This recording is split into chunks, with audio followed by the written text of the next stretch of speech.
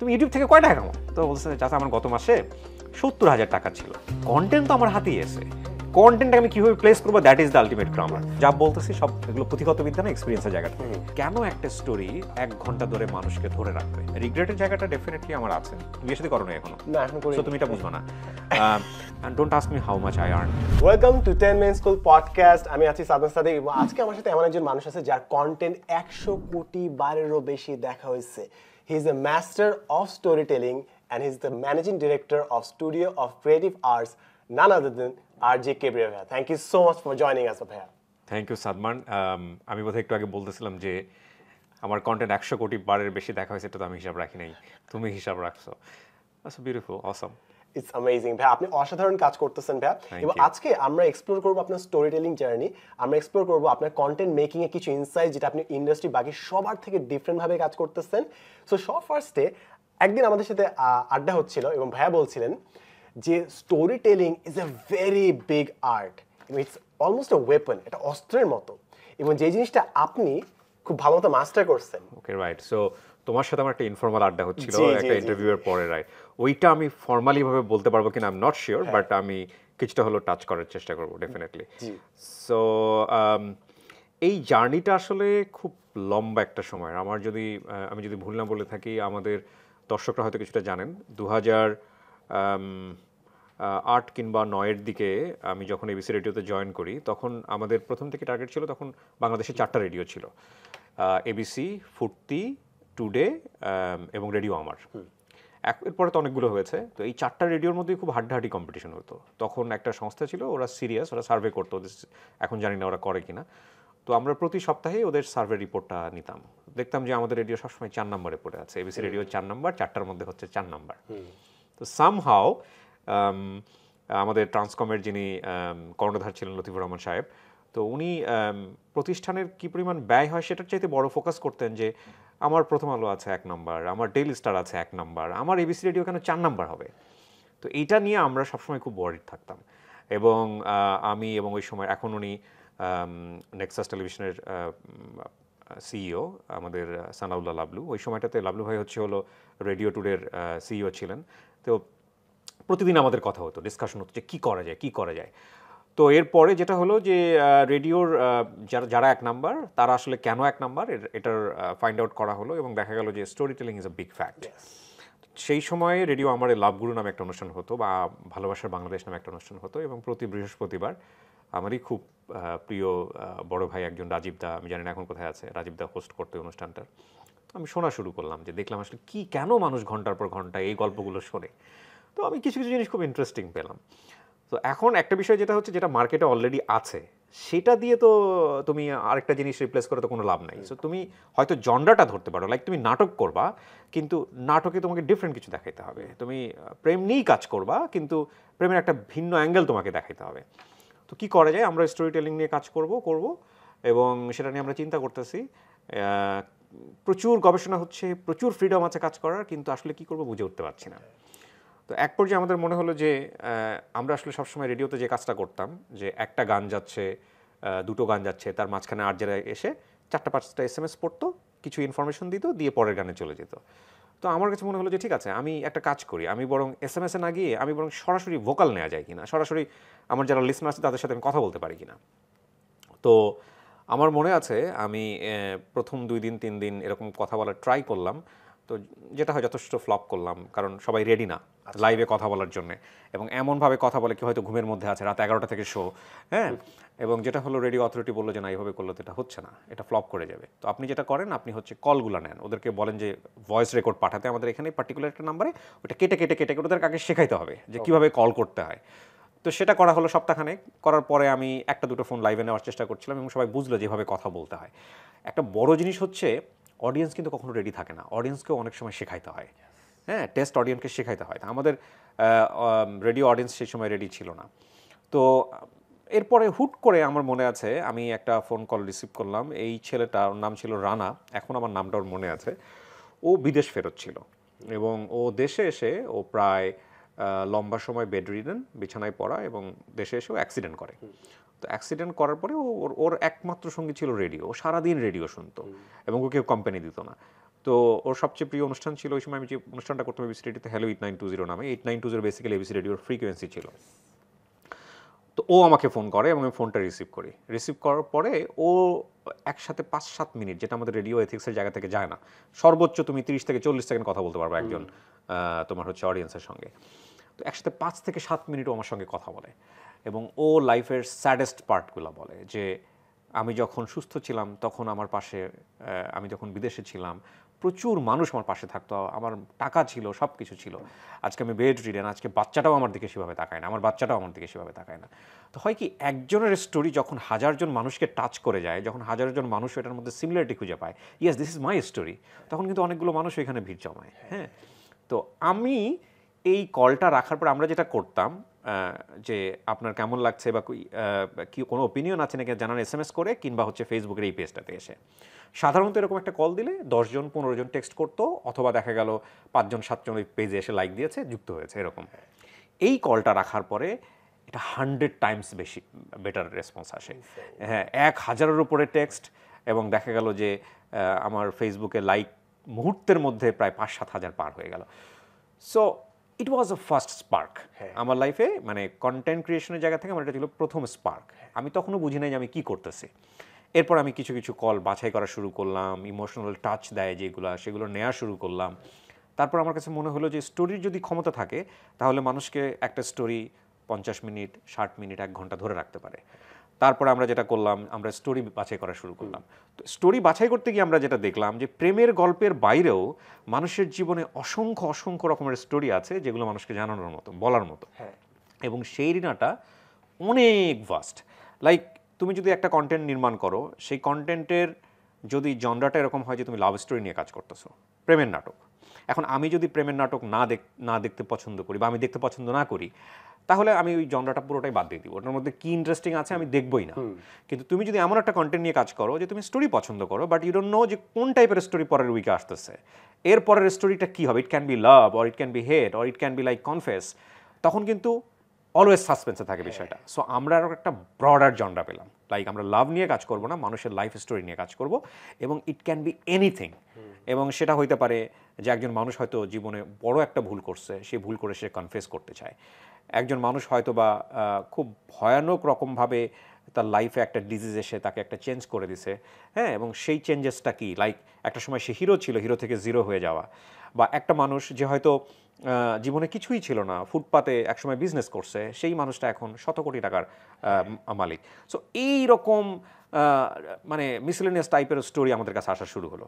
So আমরা যেটা করলাম যে আমরা জাস্ট খালি বেস্টটা পিক করলাম যে okay fine, this is interesting, এইটাই দিতে হবে অন এয়ারে। আচ্ছা, এটা করতে গিয়ে আমাদের যেটা হলো যে আমরা প্রথম পর্যায়ে লাইভ করতাম। দেখা গেল বৃহস্পতিবারের দিন আমাদের, বুধবারের দিন আমাদের গেস্ট আসার কথা, কোনো দিন আসছে, কোনো দিন আসে নাই, বিপদ। তো এখন যেদিন আসে নাই ওদিন কী করা যায়, তাহলে আমাদের 2টো গেস্ট রাখতে হবে, একটা যদি ফল করে আরেকটা আসবে। তো আমরা 2টো গেস্ট রাখতাম। 2টো গেস্ট রাখতে গিয়েও দেখা গেল যে একটা গেস্টের 1 ঘন্টার মধ্যে শেষ করার কথা, আরেকজনের আধা ঘন্টার মধ্যে শেষ করার কথা। যাকে আমরা আধা ঘন্টা টাইম দিচ্ছি সে দেখা গেল 1.5 ঘন্টাও শেষ করতে পারতেছে না, এবং যাকে আমরা 1 ঘন্টা টাইম দিয়েছি সে দেখা গেল 20 মিনিটে শেষ করে দিয়েছে। সো মানে কোনো কিছু রেডি ছিল না, এবং আমরা এই ধরনের এক্সপিরিয়েন্সের মধ্যে দিয়ে যাচ্ছিলাম।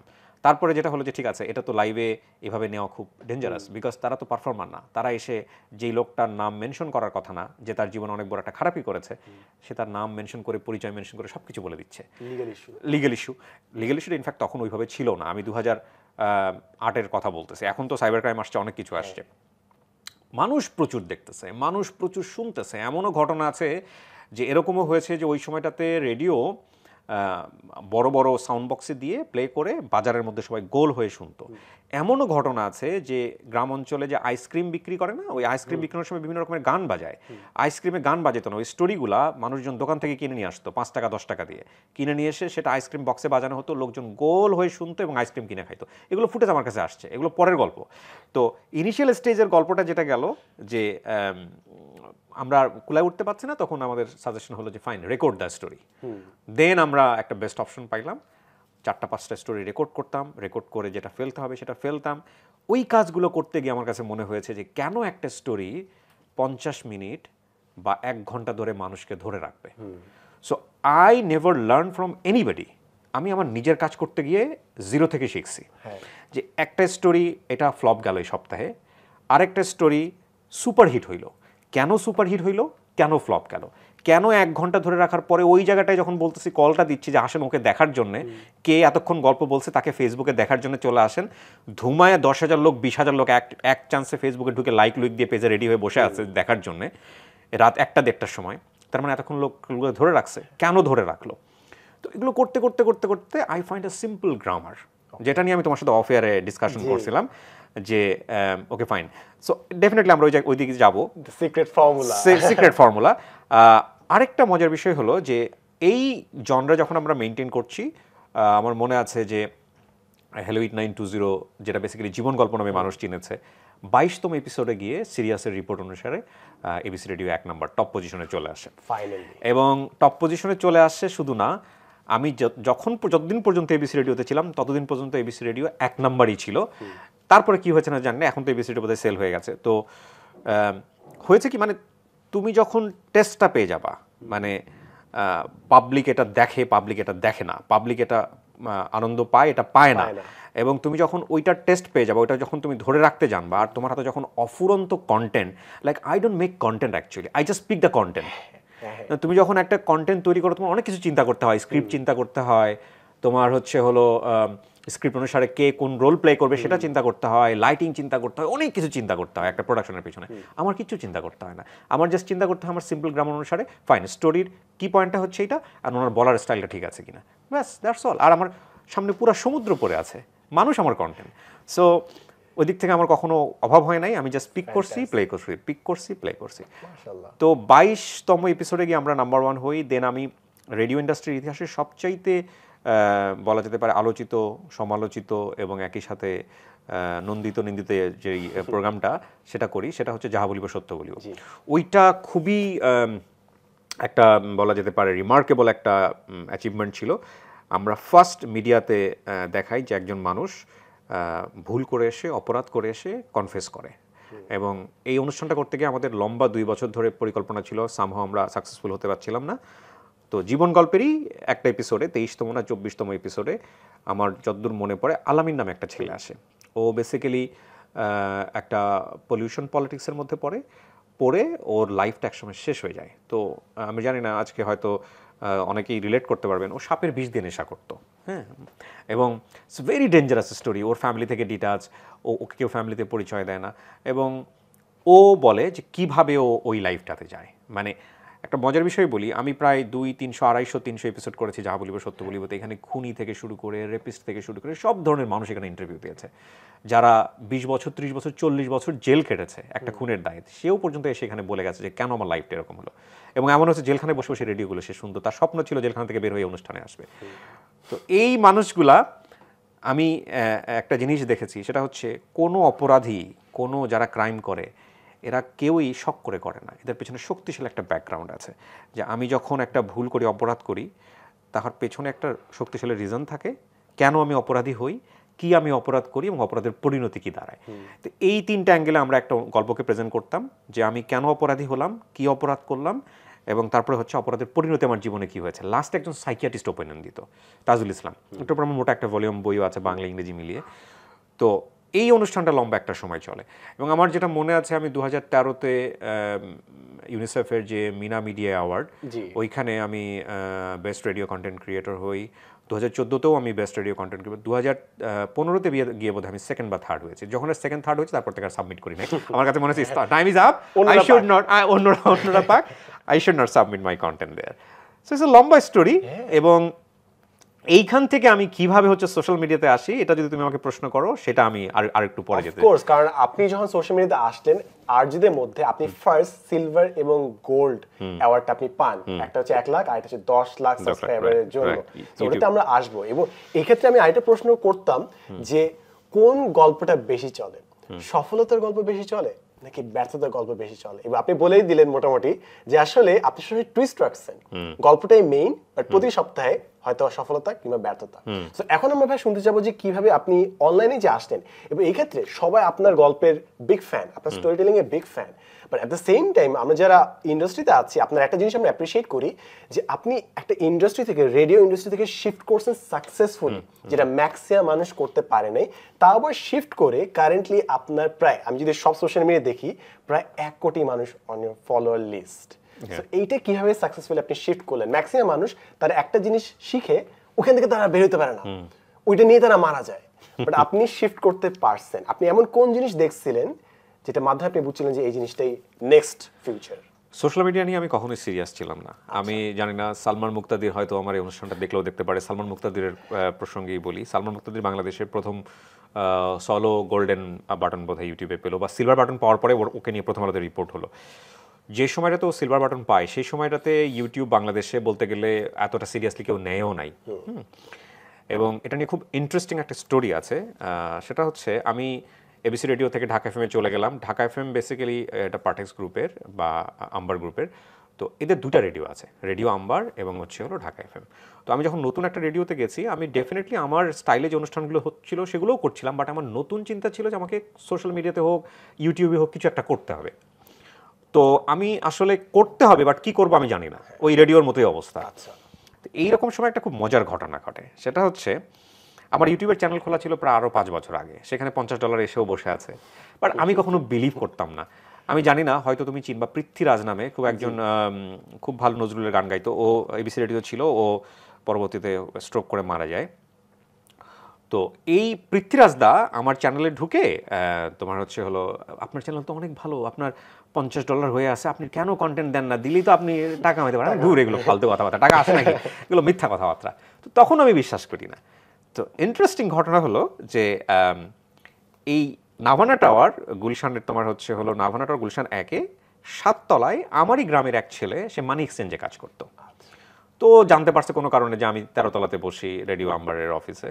তো একদিন আমাকে ফোন দিছে, আমাকে চাচা বলে সম্বোধন করে, আঙ্কেল আঙ্কেল বলে। তো বললাম, আঙ্কেল আপনার এখানে আসবো একটু, সম্পর্কের দিক থেকে ওরকমই হয়, চাচা ভাজিদার সম্পর্ক আমাদের।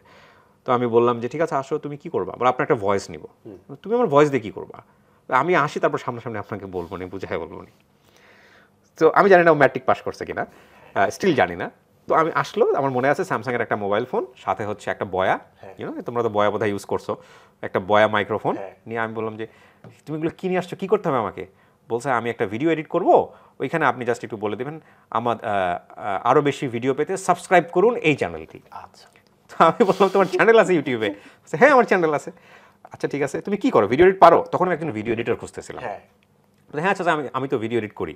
আমি বললাম ঠিক আছে, তাহলে আমাকে একটু দেখাও তো, দু একটা দেখাইলো। তো সে কি করে, সে হচ্ছে যে গ্রামে গঞ্জের বিভিন্ন হাট থাকে না, বিভিন্ন হাটে হাটে গিয়ে খুব ইন্টারেস্টিং জিনিসগুলো কালেক্ট করে। হয়তো একটু বানর খেলা দেখাচ্ছে, সেগুলো একটা ভিডিও ফুটেজ নেয়। হয়তো কেউ একটা বড় মাছ কাটছে, সেগুলোর মানুষ কিন্তু এগুলো খুব ইন্টারেস্টিং। আবার দেখা গেলো একটা ট্রেন যাচ্ছে, সেগুলোর কিছু ফুটেজ নিয়ে ওগুলোতে হচ্ছে হলো সে ভয়েস টয়েস দেয়। আমি মনে করলাম তুমি কী করো? চ্যানেল আপলোড দিই। আচ্ছা খুব, তা আমি চ্যানেল দিয়ে দিলাম। দেওয়ার পরে বললাম যে তুমি যে ভিডিও এডিট পারো, তাহলে আমার এখানে জয়েন করো, তুমি তো 7 তলাতেই থাকো, আমি একটা লোক খুঁজতেছি। না আচ্ছা আমি জয়েন করবো না। তো যখন বলছে জয়েন করবো না, রেডিওতে I offer him prestigious job. হ্যাঁ, তখন তুমি জয়েন করবো না কেন? না আমার তো আসলে ওইভাবে সময় নাই কাজ করার। তো আমি কনফিউজ হয়ে গেলাম যে তোমার সময় নাই, তোমার এত সুন্দর একটা মানুষজন চাকরি খুঁজে, আর তুমি চাকরি অফার করতেছে, তুমি জয়েন করবা না, তুমি ইউটিউব থেকে কয় টাকা কামাও? তো বলছে চাচা আমার গত মাসে 70,000 টাকা ছিল, 70,000 টাকা সে ইনকাম করছে গত মাস থেকে। তো আমি হাই সাথে যাও ফাজলাম করো, যাও গিয়ে কাজ করো। তো বলছে আমি বিশ্বাস করি না। ও কি করছে, গিয়া ওর ড্যাশবোর্ডের ছবিটা আছে না ইউটিউবে, ড্যাশবোর্ডের ছবিটা স্ক্রিনশট তুলে ও আমাকে পাঠিয়ে দিছে। তো ওইটা দেখার পর আমার মাথার চুল খারাপ হয়ে গেছে, আই ডু বিলিভ যে এই ছেলে এইসব কাজ করে, বিভিন্ন জায়গা থেকে কন্টেন্ট টোকায়, সহজ বাংলায় যদি বলে কন্টেন্ট মেক করে না, কন্টেন্ট টোকায়, তারপরে হচ্ছে, এবং ওর চ্যানেলে প্রায় 7 লাখের উপর সাবস্ক্রাইবার ওই সময়ে। এবং সব হচ্ছে হলো কি করে ইমিটেট করে, যে চ্যানেলটা খুব ভালো সাকসেস করতেছে ওই চ্যানেলের কন্টেন্ট ইমিটেট করে। হ্যাঁ, করে ও হচ্ছে কন্টেন্ট বানায়। তো আমি বললাম যে তুমি কি করছো? বলছে আমি প্রায় এখন পর্যন্ত প্রায় 15-20 লাখ টাকার মতো কামাইছি। তো আমি বললাম okay, I must took this very seriously. Content তো আমার হাতেই আছে, কন্টেন্টটা আমি কীভাবে প্লেস করবো, that is the ultimate grammar. তো আমি এর পরের উইকে যেটা করলাম, যেটা হচ্ছে যে আমি অফিসেই একটা ক্যামেরা ছিল আমার নিজের একটা, এখন আমি ইউজ করি আমার স্টুডিও 70 Mark II ক্যাননের, বেসিক্যালি স্পোর্টস ফটোগ্রাফির জন্য, বিশাল হেভি এক ক্যামেরা। তো কিনছিলাম হচ্ছে হানিমুনের ছবি তোলার জন্য, বাই দ্য ওয়ে কাজে লেগে গেছে এখানে। তো যেটা হইলো যে আমি ওই দুইটা বসাই আমি স্টোরিগুলো রেকর্ড করা শুরু করলাম, অডিও প্লাস ভিডিও। তখনও বুঝি না যে আমি বড় ভিডিও দিব কিনা, ছোট ভিডিও দিব কিনা।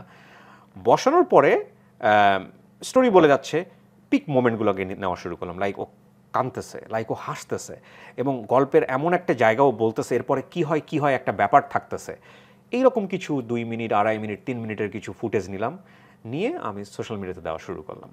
তখন ফেসবুকের যে রিচ ছিল আর এখন যে ফেসবুকের রিচ, সেটার সাথে আকাল পাতাল পার্থক্য আছে। তখন ফেসবুকে একটা কন্টেন্ট দিলে সেটা যত মানুষের কাছে পৌঁছাইতো, সেটার তুলনায় আমি বলবো যে লাইক 1% রিচও এখন ফেসবুক দিতে গেলে 100 বার চিন্তা করে।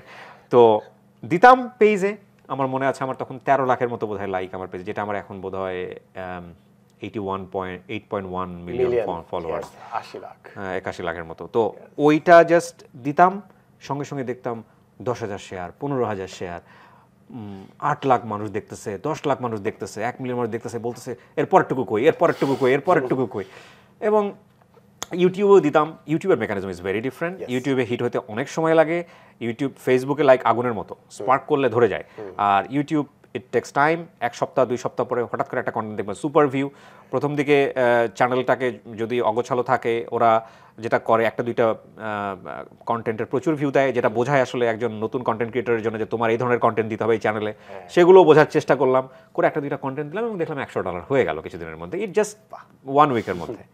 তখনও আমি বিশ্বাস করি না ইউটিউব থেকে টাকা কামানো যায়। আজকে দর্শকরা সব শুনে ফেললে হাসাহাসি করবে, অ্যান্ড বিলিভ মি, থ্রেশহোল্ড পূরণ হওয়ার পরে ওরা টাকা পাঠাই দিচ্ছে। এটা অনেক পরের ঘটনা, আমি তো লাস্ট 3 বছর আগের ঘটনা বলতেছি কিন্তু। আর আমার কন্টেন্ট, আমি সালমান মুক্তাদের কথা বলছি, আমি সালমান মুক্তাদ যখন সিলভার বাটন পেয়েছে তার অনেক আগে থেকে আমি রেডিওতে কন্টেন্ট করি। সো আমি যদি ওই সময় মুভ করতাম, that can be another history, কারণ আমি তো এটা বিশ্বাস করি না। সো যেটা হয়েছে যে $100 আসলো, না $100 পাঠাই দিল, এখন পাঠাই দিচ্ছে, আমার কাছে মনে হচ্ছে এটা আসবে না, এটা ফানি থিং।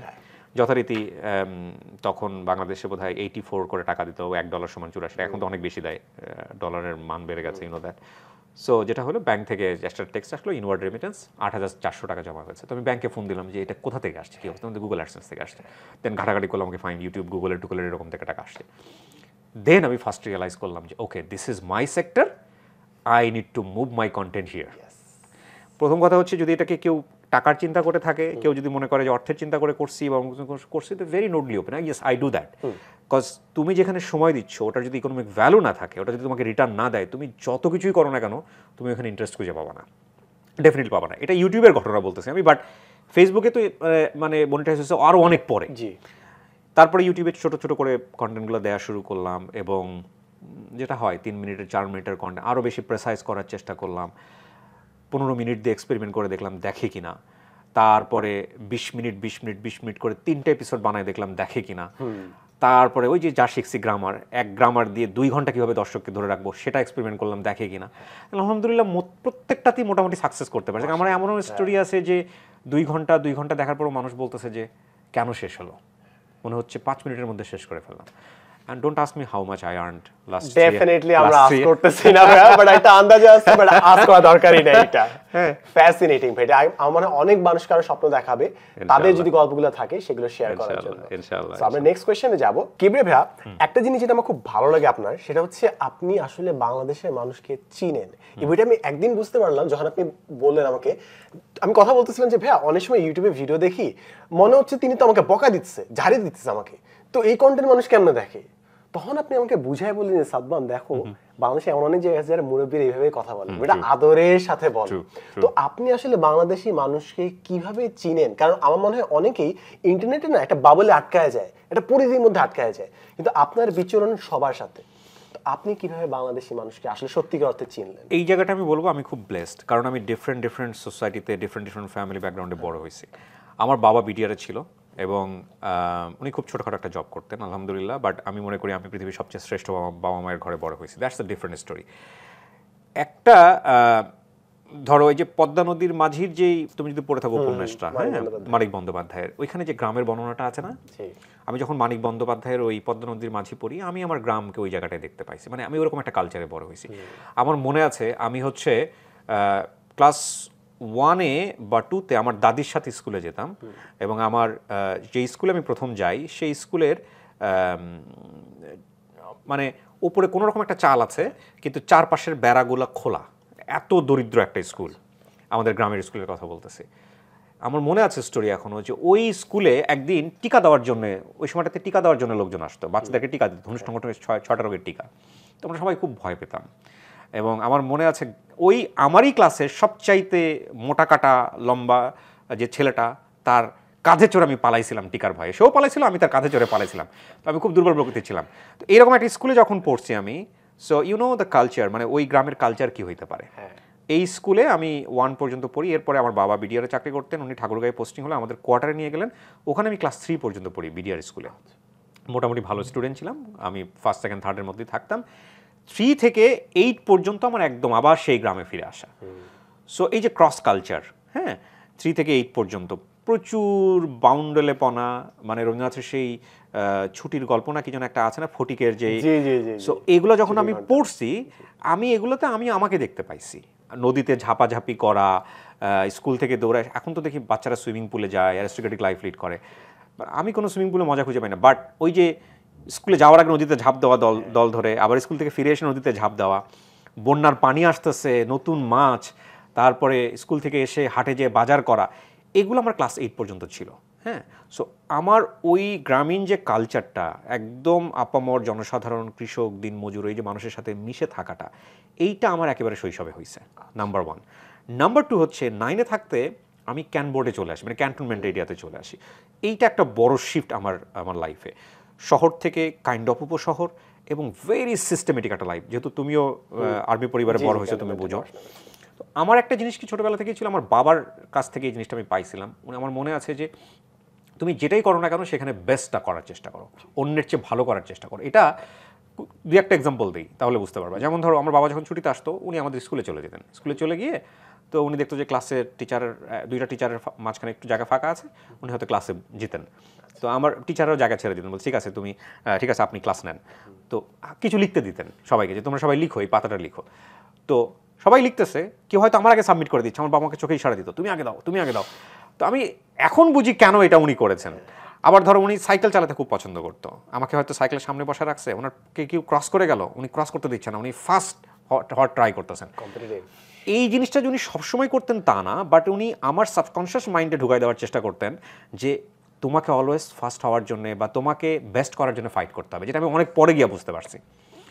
তো যেটা হলো যে আমি যখন ওই রকম, মানে গ্রাম থেকে যখন আমি একদম এরকম একটা ক্যান্টনমেন্টের পরিবেশে আসলাম, গ্রামে আমি অলওয়েজ ফার্স্ট হইতাম, সেকেন্ড হইতাম। এখানে এসে দেখলাম যে 59 জনের মধ্যে আমার নাম্বার হচ্ছে 59। মানে আমার কোয়ালিটি অফ এডুকেশন এত পোর ছিল। কিন্তু ওই যে বললাম যে ফার্স্ট হইতে হবে বা বেস্ট হইতে হবে, ওই নেশাটা ছিল। সো 1 বছরের মধ্যে সামহাউ কোপ আপ করে ফেললাম। আমার মনে আছে 1 থেকে 22-এর মধ্যে আসলাম। এসএসসি রেজাল্টও খুব ভালো হলো আমার। স্কুল থেকে ওই সময়ের পরে তো গ্রেডিংয়ে চলে আসছে, একজন মাত্র স্টার পাওয়া, that is me, humanities group থেকে। হ্যাঁ, তো এই যে একটা ভালো রেজাল্ট, এই স্পার্কটা আমাকে ক্যান পাবলিকে পড়াইলো, এবং ক্যান পাবলিকে গিয়েও আমি স্টার মার্কস পেলাম হিউম্যানিটিস গ্রুপ থেকে। তারপরে তো ঢাকা ইউনিভার্সিটি, এবং ঢাকা ইউনিভার্সিটির গল্পটা আমি একটু পরে বলতে চাই, বিকজ ঢাকা ইউনিভার্সিটিতে পড়ার জন্যই ঢাকা শহরে আসে, এর আগে আমি কখনো ঢাকা শহরে আসি নাই। নোবডি ইভেন গাইড মি, আমার লাইফে কোনো মেন্টর ছিল না। আমাকে যদি কোনো মেন্টর এসে যদি বলতো, ইভেন আমি এমন একটা গ্রামে বড় হয়েছি যেখানে ইন্টারমিডিয়েট পাস করার পরে কোন ডিগ্রি সেটা বলার মতো লোক নাই। যদি আমাকে কেউ বলতো যে ইন্টারমিডিয়েট পাস করার পরে এই সাবজেক্টে অনার্স করলে এটার একটা ব্রাইট ফিউচার আছে, কিংবা তুমি যদি সায়েন্স নিয়ে পড়ো, তুমি তো মেরিটোরিয়াস স্টুডেন্ট, তুমি ভবিষ্যৎ ডাক্তার হতে পারবা, ডাক্তার হলে বিশ্বজোড়া খ্যাতি পাওয়া যায় বা এটা করা যায়। আমার যদি এরকম মেন্টর থাকতো লাইফে, তাহলে ডেফিনেটলি এই ক্যারিয়ার আমার হইতো না। এটাও আমি যখন বুঝতে পারছি যে আমার আসলে কি হওয়া উচিত, তখন অলরেডি টাইম ওভার। এবং সেইটা আমি দেখছি, আইদার আমার হয় ডাক্তার হওয়া উচিত ছিল অথবা আমার শিক্ষক হওয়া উচিত ছিল, কিন্তু টাইম ইজ ওভার। তখন আমি অলরেডি কিছু একটা হয়েছি যেটা মানুষজন পছন্দ করে বা সামথিং লাইক দিস। তো এই যেটা বলতেছিলাম না, যে আমি ক্রস কালচারে বড় হয়েছি, একদম গ্রামের খেটে খাওয়া দিনমজুর মানুষ, তার জন্য সে ধরো এই জমিতে নিড়ানি দিচ্ছে, তার জন্য আমি খাবার নিয়ে গেছি, খাবার দিয়ে আমি স্কুলে গেছি, সেটাও আমার পার্ট অফ লাইফ।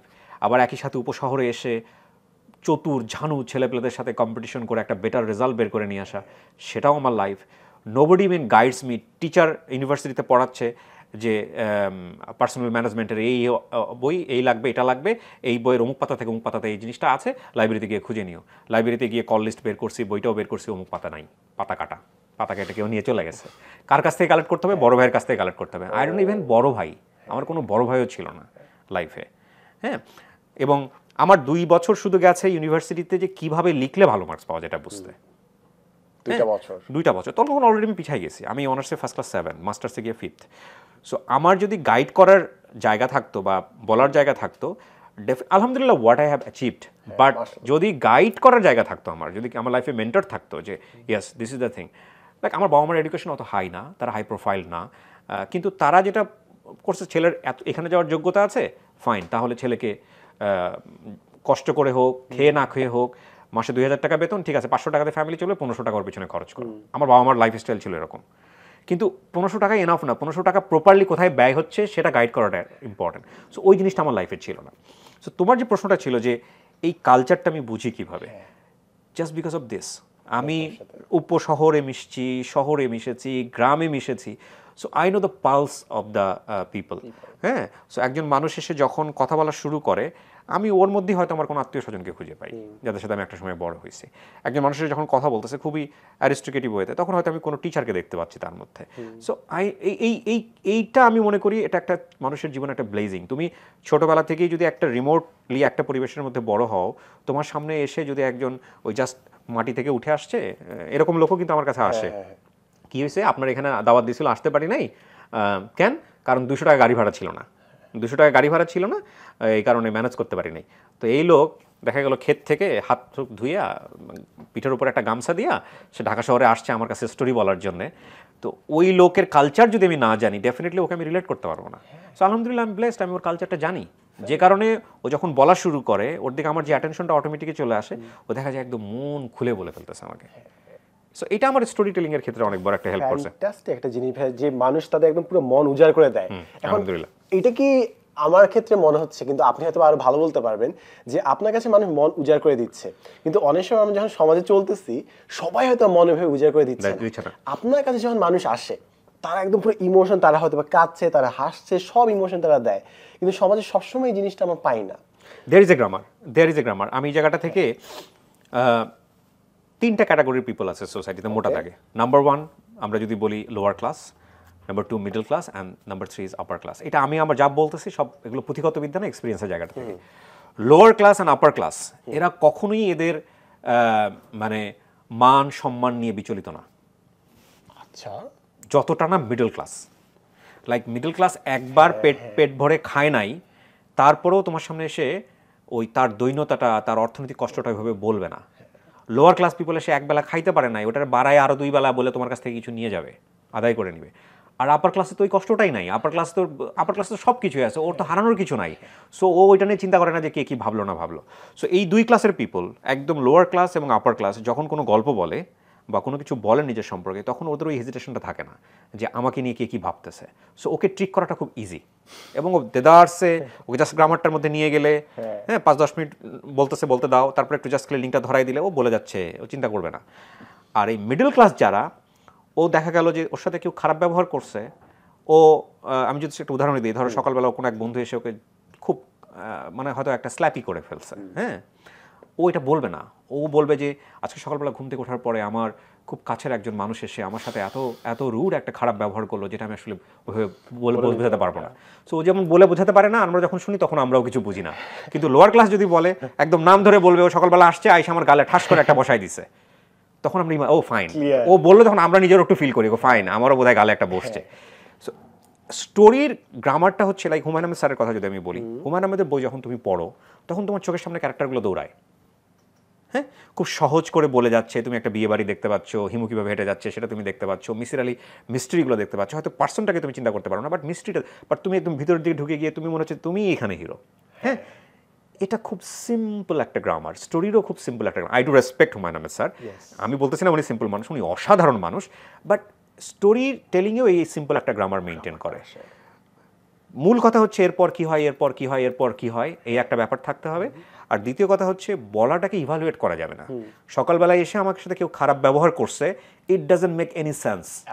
এই খারাপের এরিনাটা 1000 মিলিয়ন এক একজনের কাছে এক এক রকমের, কিন্তু যখন তুমি ডেফিনেটলি তোমার সাথে কি আচরণ হয়েছে, যখন তুমি ঘটনাটা বলবা, তখনও ওইটাই ভাববে। এবং এই স্টোরি টেলিংটা কখনোই কাউকে শেখানো যায় না। সত্যি শেখানো যাবে না ভাই, কোর্স করে শেখানো যাবে কখনোই না, শেখানো যায় না। কেন বলি? Because I just pick the man actually. আমার কাছে এরকম অনেক কন্টেন্ট আছে। প্রথমত আমি একটা সাবজেক্ট দেখি যে এই লোকটার এইডস এর পেশেন্ট, হ্যাঁ, এই গল্পটা মানুষ জানতে চায়, কিন্তু গল্প বলার যে গ্রামার, সে গ্রামের মধ্যে সে পড়তেছে না, তার মানে ফ্লপ স্টোরি আমার কাছে। আচ্ছা, হ্যাঁ, কিন্তু এই লোকটা এইডস এর পেশেন্ট এবং এই লোকটা গ্রামারের মধ্যেও পড়ছে, এই লোকটা বলতে পারে এমনভাবে যেটা ভিজুয়ালাইজ করা যায়, তার মানে ওটা আমার কন্টেন্ট। সো গল্প সবার জীবনে, সাদমানের জীবনেও গল্প আছে, আমার জীবনেও আছে, কিন্তু আমি যদি বলতে যাই, যদি ইভালুয়েটিভ ফর্মে গল্প বলি, that will not make any sense, মানুষ শুনবে না। আমাদের ম্যাক্সিমাম ইন্টারভিউ টেলিভিশনে, রেডিওতে বা অন্যান্য জায়গাতে, that is actually evaluative form, that is actually evaluative form. এবং আরেকটা বড় জিনিস যেটা, সেটা হচ্ছে যে আমরা যারা প্রেজেন্টার, যারা জিনিসটাকে উপস্থাপন করি, এটা আমার 5-7 বছরের প্রথম পর্যায়ে কাজ করার অভিজ্ঞতা থেকে আমার কাছে যেটা মনে হয়েছে, আমরা যতটা বেশি পোশাকের দিকে খেয়াল রাখি, যতটা বেশি মেকআপের দিকে খেয়াল রাখি, কিংবা যতটা বেশি আমাকে দেখতে কেমন লাগছে, লাইট ঠিক আছে কিনা, স্ক্রিন ঠিক আছে কিনা, ইনক্লুডিং প্রডিউসার, পুরো টিম মিলে বলতেছি, যে দিকে খেয়াল রাখতেছি, তার চাইতে সবচেয়ে বেশি যে খেয়াল রাখার জিনিসটা যেটা দরকার ছিল, যে বলতেছে, যে ইন্টারভিউ করতেছে, আসলে কি বলাচ্ছে, কি কোশ্চেন করতেছে, সেটার দিকে আমরা অনেক কম খেয়াল রাখি। আরেকটা বড় সমস্যা হচ্ছে টাইম ফ্রেম। লাইক তুমি যে কন্টেন্টটা বানাচ্ছো, সেটার জন্য তুমি 2 ঘন্টা 2.5 ঘন্টা ইন্টারভিউ করে তুমি তোমার ওখানে বেস্টটা বের করতেছো, that is the best form actually. একটা মানুষকে তুমি 4 ঘন্টা ইন্টারভিউ করেও অনেক সময় 2 ঘন্টার কন্টেন্ট পাবা না। একটা মানুষকে তুমি 1 ঘন্টা ইন্টারভিউ করেও অনেক সময় 5 মিনিট ফেলতে পারবা না। হ্যাঁ, যেমন আমি বলি, সোহাগ ভাইকে যখন আমি ইন্টারভিউ করছি, সোহাগ ভাইয়ের ইন্টারভিউ ছিল প্রায় 3.5 ঘন্টার মতো। ভাইরাল একটা কন্টেন্ট, ভাইরাল মানে সুপার ভাইরাল, এবং এমন কেউ নাই যে আমাকে সোহাগ ভাইয়ের কথাটা বলেনি। আমার মনে আছে, আমি সেদিন হাসপাতালে যাচ্ছিলাম, লিফটে উঠতেছিলাম, এক লোক এসে সরাসরি, কিছু মনে করবেন না, আমার একটা কোশ্চেন আছে, আমার কাছে কোনো পরিচয় নাই, কিচ্ছু নেই, আমি বলেন সোহাগ ভাই লাস্টে যে 3টা প্রশ্ন বলছে, এই 3টা প্রশ্নের উত্তর কি আপনাকে দিচ্ছে? হ্যাঁ, আমাকে দিয়েছে। ঠিক আছে, আর কোনো প্রশ্ন করতে পারো না, বিকজ লিফটের মধ্যে অনেক লোকজন, সে চুপ করে থাকে। সো এই যে ব্যাপারগুলা, এগুলো খুব ইন্টারেস্টিং। এবং বেসিক্যালি হচ্ছে যে ওই গ্রামারটা যদি মানুষ মেনটেন করে, 2 ঘন্টা 2.5 ঘন্টা মানুষকে ধরে রাখা যায়। এটা তো হচ্ছে নেটফ্লিক্সে তোমার ধরো সিজন 1 সিজন 2 করে আসতেছে না, সিজন 1 সিজন সবগুলো তুমি জোড়া দাও না, একটা কত ঘন্টার হবে? 8 ঘন্টা 10 ঘন্টার হবে। তো 8 ঘন্টা 10 ঘন্টা তো ওরা স্টোরিই বলতেছে, 8 ঘন্টা 10 ঘন্টা তোর স্টোরিটাই যে বলতেছে, তাহলে তুমি স্টোরির মধ্যেই বিচরণ করতেছো। মানে তোমাকে জাস্ট ধরে রাখতে হবে। এই ধরে রাখাটা খুব সিম্পল একটা গ্রামার, বাট ওই রবীন্দ্রনাথের মতো করে বলতে হয় যে সহজ কথা যায় না বলা সহজে, এই সহজ বিষয়টা এখানে শেখানো যাবে না। অ্যাবসলিউটলি। সোহাগ ভাইয়ের ভিডিওটা ভাই সুপার ভাইরাল, যেটা আপনি বললেন, এবং ওটা হওয়ার পর আমরা অনেকবার চিন্তা করছি সোহাগ ভাইকে একবার আমরা আনবো, কিন্তু আমার মানে আপনি যেভাবে আসলে বের করে আনেন গল্পগুলো, ওইটা করা খুবই খুবই ডিফিকাল্ট। এবং আমি হলে আর কিছু, আমি চিন্তা করছিলাম যে আমি হলে কি আলাদা প্রশ্ন করতাম। সোহাগ ভাইয়ের আরেকটা গল্প আপনি নেক্সট বার যদি আনেন, যদি আরেকবার সোহাগ ভাইকে ইনভাইট করেন, জিজ্ঞাসা করবেন সাউন্ড নিয়ে তার কোনো থিওরি আছে নাকি। সাউন্ড, ইয়েস, মিউজিক নিয়ে জিজ্ঞাসা করবেন। সোহাগ ভাইয়ের ব্যাপারে আমি বলি, সোহাগ ভাই আমার দেখা অসম্ভব মেরিটোরিয়াস একটা মানুষ, এ ব্যাপারে কোনো সন্দেহ নাই। আর সোহাগ ভাই আমার ইন্টারভিউ, ওটা ছিল সেকেন্ড টাইম, টেলিভিশনে আমি একটা করেছিলাম, তখন সোহাগ ভাইয়ের দাড়ি ছিল না, সোহাগ ভাইয়ের এই চেঞ্জটাও ছিল না। সোহাগ ভাইয়ের একটা কথা আমার খুব ট্রিক করেছিল ব্রেনে, সেটা হচ্ছে পুরো পৃথিবীটাই এই জায়গাটায়, উনিভাবে ইন্ডিকেট করেই বলছিল, আপনার কাউকে ভালো লাগছে, খারাপ লাগছে, পুরো পৃথিবী থেকে আপনি অ্যাচিভ করতে পারছেন কি পারছেন না, এটা আপনার টিউনিংয়ের সমস্যা এখানে। জি, that actually I pick this line. আমি বহুবার এই জায়গাটায় বিভিন্নভাবে বলেছি, এবং সোহাগ ভাই যখন আমার স্টুডিওতে আসলো, তখন আমি বলছি যে আপনার এই একটা লাইনই আমি মনে রাখছি। আমি পাবলিক অ্যাডমিনিস্ট্রেশন পড়ছি, ফার্স্ট ক্লাস পাইছি, অল থিংস ঠিক আছে, কিন্তু আমি পুরো অ্যাডমিনিস্ট্রেশন মনে রাখি নাই, 2-3টা লাইন মনে রাখছি, গেটিং থিংস ডান, আরও কি জানি। তো সোহাগ ভাইয়ের ওই জিনিসটা আমার মাথায় রাখছে যে ঠিক আছে, টিউন করতে হবে এই জায়গাটায়। পৃথিবী কোনোভাবেই তোমার জন্য চেঞ্জ হবে না, you can change the world, মানে তোমার পৃথিবী তুমি চেঞ্জ করতে পারো, কিন্তু সেইটার জন্য তোমাকে এইখানে চেঞ্জ করতে হবে। সো এইখানে তুমি যদি ট্রিক করতে পারো, actually this is your world, তাইলে পুরো পৃথিবী তোমার মতো। তো সোহাগ ভাইয়ের ইন্টারভিউর জায়গাটা আসলে, সোহাগ ভাই ইজ আ জিনিয়াস ওয়ান। আর উনি নিজেই বলতেছিল যে আমি কোথাও এগুলো কখনো বলি নাই, কিন্তু আপনার এখানে আমি কেন বললাম আমি জানি না। এই আর্টটা আজকে আপনার কাছ থেকে বের করার জন্য আজকে আপনাকে ডাকা। আচ্ছা, আমি কি করে আমি বলি, আমি হচ্ছে খুব মনোযোগী একজন শ্রোতা। আচ্ছা, এই মনোযোগী শ্রোতা যে আমি ইচ্ছা করে তা না, যে আমার মনোযোগ ধরে রাখতে পারে আমি তার জন্যই মনোযোগী শ্রোতা। যেমন ধরো তুমি আমাকে যখন বলছো আমার ভালো লাগছে তোমার এখানে শুনে যে আমি 10 মিনিট স্কুলে যাবো, first of all 10 minute school আমার খুব ভালোবাসার একটা জায়গা। আয়মান আমার খুবই পছন্দের, খুবই রেসপেক্টেড। আয়মান শুধু না, আয়মান, মুনজেরিন, সাদমানের, এবং এখানে যারা কাজ করে, দিস পিপল আর অসাম। বাংলাদেশে এরা একটা জনরা ক্রিয়েট করছে, ব্যাপারে কোনো সন্দেহ নাই, যাদেরকে দেখলে মনে হয় মোডেস্ট, ভদ্র, এরা ভালো কাজ করে। এবং কিছু ছেলে মেয়ে যারা বাংলাদেশের বিভিন্ন জায়গাতে একই সমমনা, তারা মিলে সবাই মিলে একটা এডুকেশন একটা রেভলিউশন ক্রিয়েট করার চেষ্টা করতেছে। এবং তুমি যখন বলছো আমি একবারই ওকে ওকে করে দিয়েছি। এর আগে টিম খুশি আমাদের বহু জায়গা থেকে আমাকে বলে, আমি উইথ ডিউ রেসপেক্ট আমি রাজি হই, অথবা যাওয়া হয় না, অথবা ইচ্ছা পোষণ করি না, অথবা ইয়ে করি না। এবং যখন বলছো 2 ঘন্টার, তখন বলছি আমি কি বলবো 2 ঘন্টা, আমার বলতে ভালো লাগছে, মনে হয় 2 ঘন্টা পার হয়ে যাবে। তো প্রশ্নটা তোমার রাইট, প্রশ্নটা তোমার যেটা ছিল সেটা হচ্ছে যে কেন মানুষ এসে বলে বা কি। আমি যখন একটা গল্প নেই বা কারো যখন ইন্টারভিউ করি, আমি দুনিয়ার সমস্ত টেনশন নিয়ে বসি।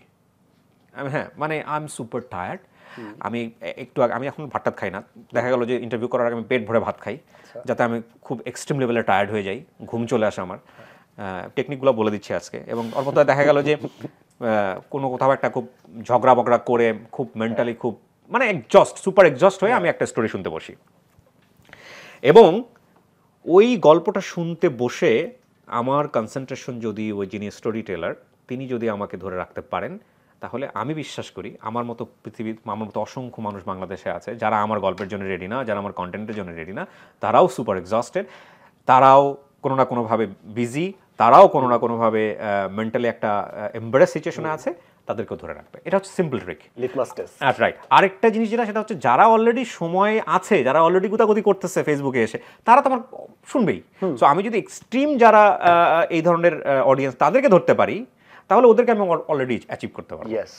সো এটা হচ্ছে বিষয়। আমি অ্যাটেনশন কখনোই দেওয়ার চেষ্টা করি না, অ্যাটেনশন যে নিচ্ছে তাকে আমি অ্যাটেনশন দেওয়ার চেষ্টা করি, প্রথম কথা হচ্ছে এটা। আর আমি অ্যাটেনশন দেওয়ার চেষ্টা করি না একটাই কারণে, because I don't want to make content. আমি কন্টেন্ট মেক করি না, আমি কন্টেন্ট পিক করি।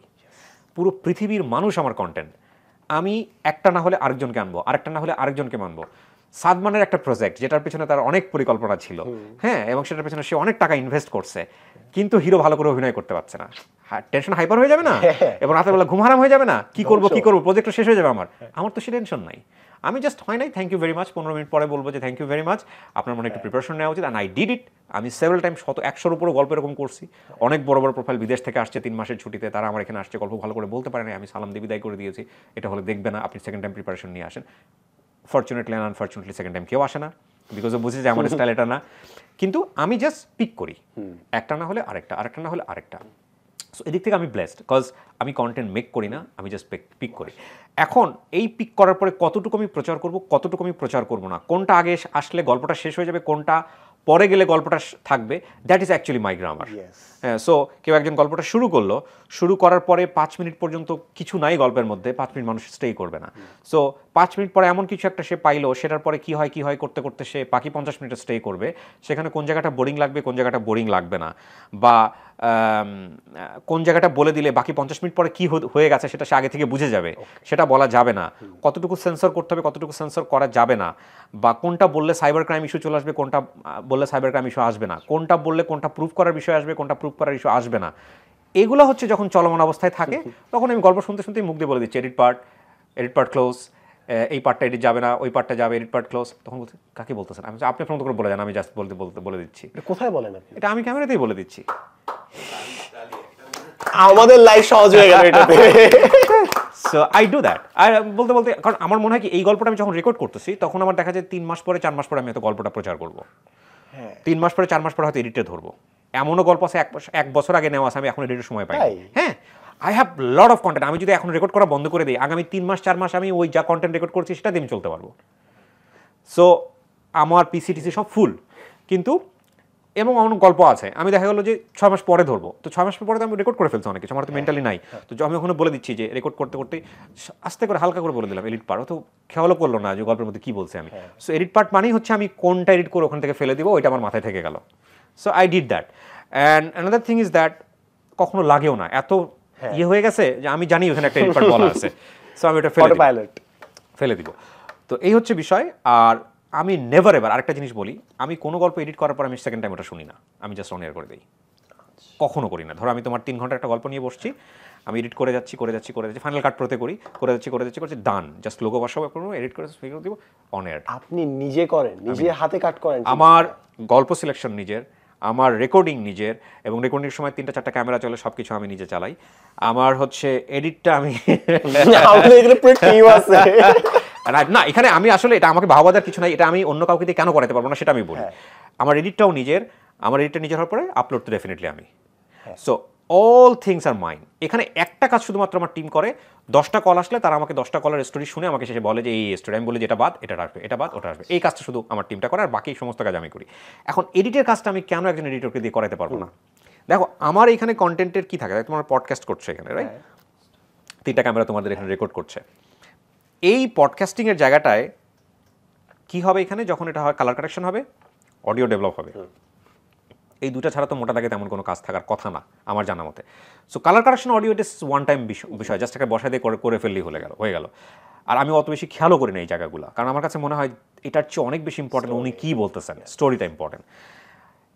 কতটুকু ফেলবো, কতটুকু রাখবো, কোন জায়গাটায় সেন্সর হবে, কোন জায়গাটায় হবে না, এটা একজন এডিটর বুঝবে না।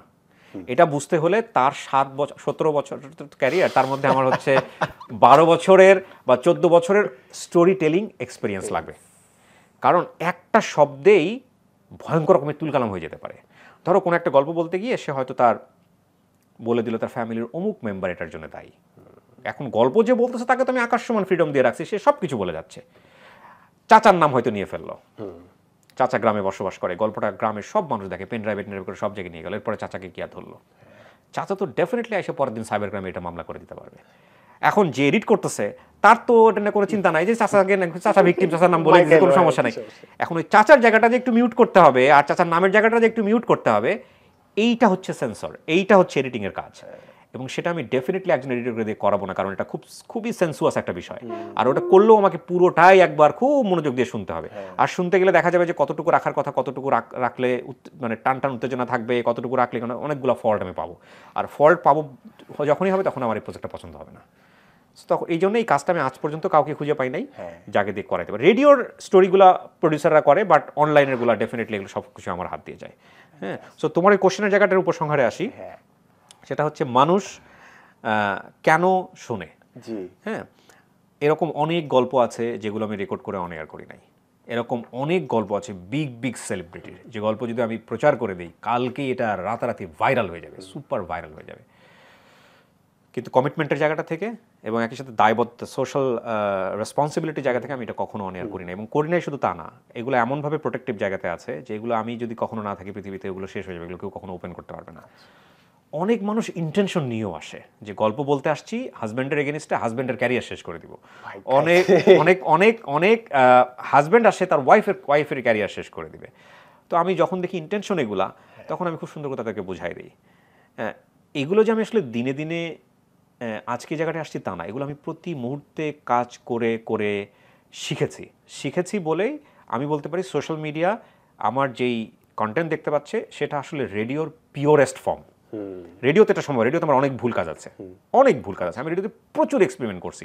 এবং ওই এক্সপেরিমেন্ট ওই সময় এই কারণেই করতে পারছি কারণ রেডিও কেউ দেখে না, radio is a different genre, audio শুনে তুমি ভোকাল শুনে তুমি জাজমেন্ট করতে পারবা না, ওখানে অনেক ফ্রিডম আছে কাজ করার।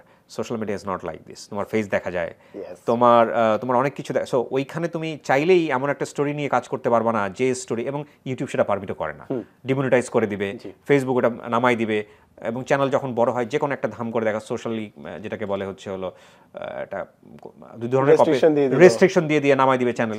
সো আমাদের অনেক রেস্ট্রিকশন নিয়ে কাজ করতে হয়। বাট দিন শেষে কথা এটাই যে আমি আসলে কন্টেন্ট মেক করি না, আমি কন্টেন্ট পিক করি, এবং পিক করার জায়গাটাই আমার গ্রামার, আর কিচ্ছু না। ফ্যান্টাস্টিক ভাই, আমার মনে হয় স্টোরি টেলিং এর যে বেসিক গ্রামারগুলো, স্টোরি পিক করা, এডিট করা, কোথায় সেন্সর করব, আমার মনে হয় ফাইনালি আমার আজকে আর কোনো মনোকষ্ট নাই। আপনি আসলে আমাদেরকে সিক্রেট ফর্মুলাটা বললেন। আমি জানি এর পিছনে আরো অনেক কিছু আছে, বাট আমার এতটুকুও যদি কেউ অ্যাপ্লাই করতে পারে তারা বহু দূরে যাবে ডেফিনেটলি। এর পরের সেগমেন্টে আমরা আরেকটু ডিপে যাব। তো কিবরিয়া ভাই, আমরা এখন জানবো যে কেন একটা স্টোরি হিট হয় কিংবা কেন একটা স্টোরি ফ্লপ হয়। বাট তার আগে আমার মনে হয় সবার লাইফেরই একটা স্টোরি থাকে, এবং লাইফের স্টোরিগুলো একটা ক্রুশাল পার্ট। আপনি মারা যাওয়ার আগ পর্যন্ত অনেক সময় হয়তো বুঝতে পারবেন না, বাট আমরা যখন লাইফে বেঁচে আসি একটা জিনিস নিয়ে আমরা কথা বলতে পারি, এবং সেটা হচ্ছে রিগ্রেটস। এবং আমার মনে হয় আপনি একটা জিনিস আজকে বললেন যেটা আমার খুব আমার নিজেরই সেই জিনিসটা শুনে খুব খারাপ লাগতেছিল, সেটা হচ্ছে আমাকে যদি গাইড করা কেউ থাকতো। আমি এমন অনেক মানুষকে জানছি যারা 50 বছর বয়সে বসে, ইস আমার যদি গাইড করা কেউ থাকতো আমি কোথায় থাকতাম। যেরকম আমাকে যদি আর একটু বেটার ডিরেকশন দেওয়া হতো, হয়তো বা আমি আন্ডার গ্র্যাজুয়েটে ল পড়তাম, কিংবা আমি আর্কিটেকচারে যেতাম, কিংবা সাইকোলজি পড়তাম, হয়তো ডিফারেন্ট কিছু একটা যাইতাম। আমি খারাপ বলতেছি না, বাট ডিফারেন্ট চয়েস নিতাম। এবং আমার মানে অনেক মানুষ, আপনি তো সাকসেসফুল হয়ে গেছেন ভাই, আপনি কেউ গাইড করেন, স্টিল আপনি আপনার নিজের একটা প্যাথ ক্রিয়েট করে ফেলছেন। আলহামদুলিল্লাহ, যদি করে থাকি। যারা পারে না, কিংবা আপনার নিজের লাইফের আপনি যেটা বললেন যে আমাকে যদি কেউ গাইড করতো, ওই ধরনের মানুষগুলোকে আপনি কি বলেন যারা সুযোগটা পায়নি? ফাইন। প্রথম কথা হচ্ছে যে লাইফে মেন্টরস খুব জরুরি। আর আজকের যুগে যদি এই কথা কেউ বলে যে আমার লাইফে কোনো মেন্টরস ছিল না, তাহলে তার চেয়ে বড় দুর্ভাগা আর কেউ নেই। কারণ এটা ইন্টারনেটের যুগ। আমরা যে সময়টাতে বড় হয়েছি সে সময় ইন্টারনেট এত অ্যাভেলেবল ছিল না। যে সময়টাতে সায়েন্স আর্টস কমার্স নিলে কি হওয়া যায় জীবনে সেটা বলার মতো কেউ ছিল না। কমার্স ছিল থার্ড গ্রেডের, মানে আমাদের জায়গা থেকে আমরা সবচেয়ে মেরিটোরিয়াস স্টুডেন্ট যারা, তারা হলো সায়েন্সে পড়তো। যারা তার চেয়ে কম অঙ্কে ভয় পায় তারা যাবে আর্টসে, কলা বলা হতো ওটাকে। আর তার চেয়েও যারা হলো একটু ডাউন, তারা যাবে কমার্সে। অথচ কমার্সের এখন কত বড় গ্রাউন্ড, ইউ নো দ্যাট। সায়েন্সের জায়গাটা আমি মনে করি কমার্সের জায়গা, আমার ব্যক্তিগত ওপিনিয়ন, যে কমার্সের জায়গাটা সায়েন্সের জায়গা থেকেও এখন বেটার, জবের পাওয়ার ক্ষেত্রে বা অন্য জায়গাগুলো থেকে হোক না কেন, বাংলাদেশের প্রেক্ষাপটে। আর কলা তো কলাই। তো এখন যেটা হয়েছে যে দেখো, মেন্টরের জায়গাটা আমি বলি, রিগ্রেটের জায়গাটা ডেফিনেটলি আমার আছে। সেটা হচ্ছে আমার একাডেমিক রেজাল্টের দিকে যদি আমি তাকাই, তাহলে আমি এক সময় প্রচুর ফ্রাস্ট্রেশনে ভুগতাম যখন আমি শুধুই আর্টসে। একটা হচ্ছে আমার একাডেমিক রেজাল্ট এত, আমি কিন্তু এমফিল করা ঢাকা ইউনিভার্সিটিতে। হ্যাঁ, সো আমি অনার্স মাস্টার্স, আমার এসএসসি ইন্টার সব কিছুতেই আমার মোটামুটি বলার মতো রেজাল্ট, হ্যাঁ, কলা থেকে আর কি। তো এরপর আমার কাছে মনে হলো যে এমফিলটা করে ফেলি, ঢাকা ইউনিভার্সিটি না হোক অন্য কোথাও ট্রাই করবো, পাবলিক ইউনিভার্সিটি টিচার হবো। আমার টিচার হওয়ার দুর্দান্ত শখ ছিল, এবং আমি পাবলিক ইউনিভার্সিটি না পড়েও প্রাইভেট ইউনিভার্সিটিতে প্রায় 3 বছরের মতো আমি রেডিও কেন্দ্রিক জড়িত ছিলাম। ইভেন আমি চাইলে পারতাম অন্যান্য নতুন যেগুলো পাবলিক ইউনিভার্সিটি হয়েছে সেগুলোতে আমি জয়েন করতে পারতাম, ততদিন অনেক লেট হয়ে গেছে। এখানে এটা আমার প্যাশন ছিল, কারণ আমি বলতে খুব পছন্দ করতাম, আমার ডিবেট করতাম, ডিবেটে আমার অনেক অ্যাচিভমেন্ট আছে আলহামদুলিল্লাহ। তো আমার কাছে মনে হচ্ছে this is very noble profession for me. কিন্তু সামহাও আমি কুলায় উঠতে পারি নাই।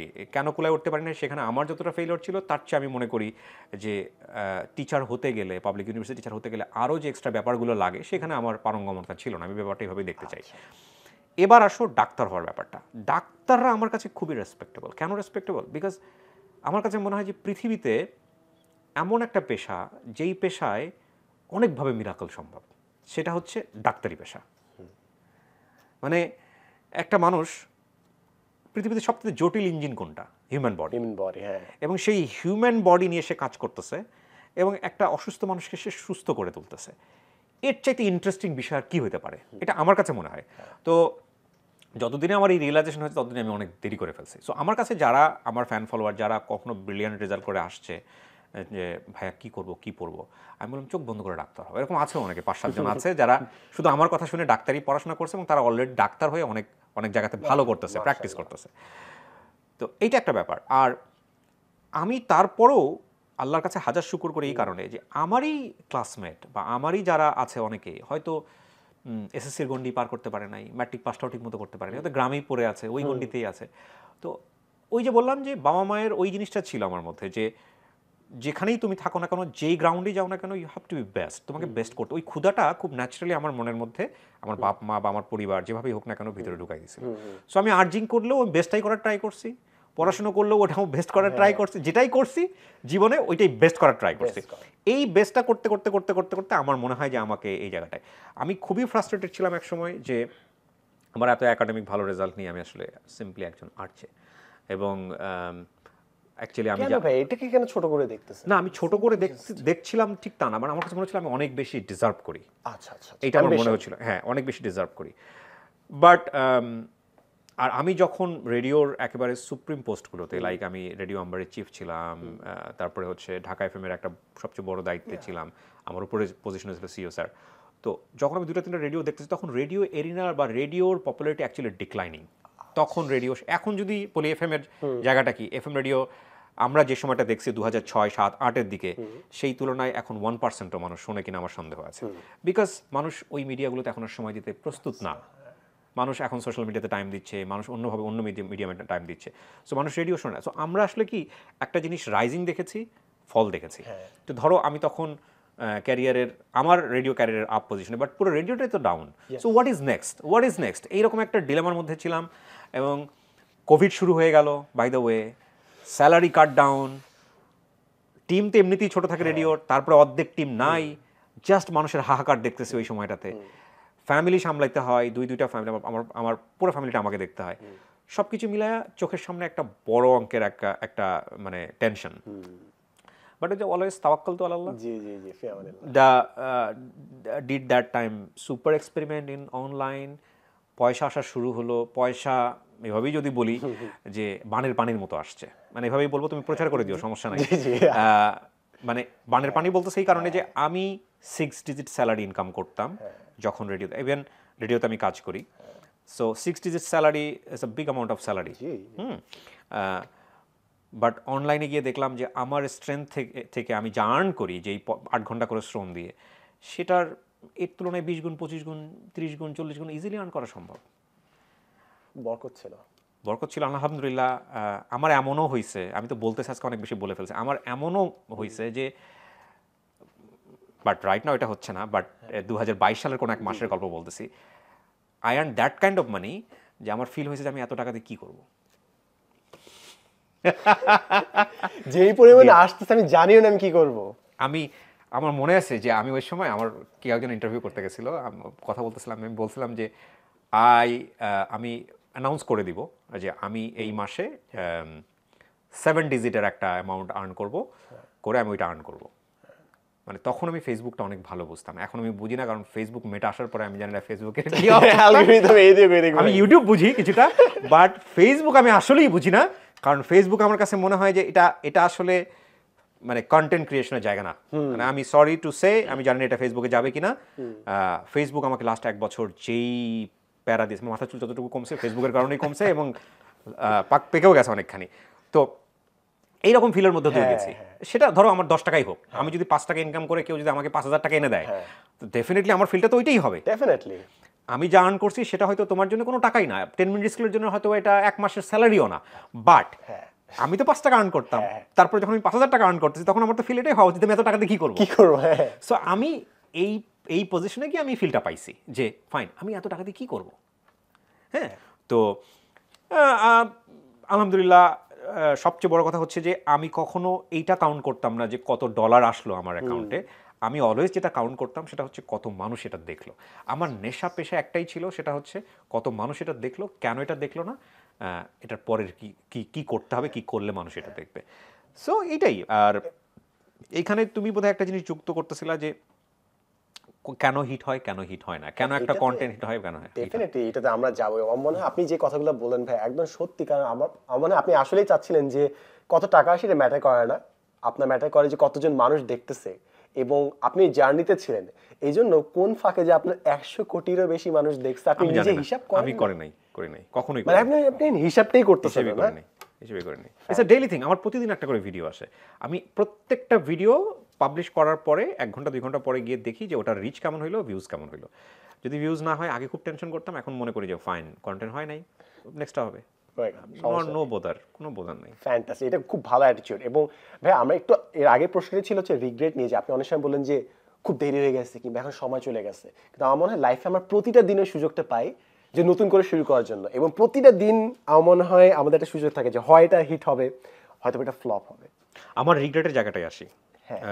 আমার রিগ্রেটের জায়গাটা হচ্ছে রেডিও এরিনাতে আমার বেশ কিছু ভুল আছে। ভুলের জায়গাটা যদি বলি, ধরো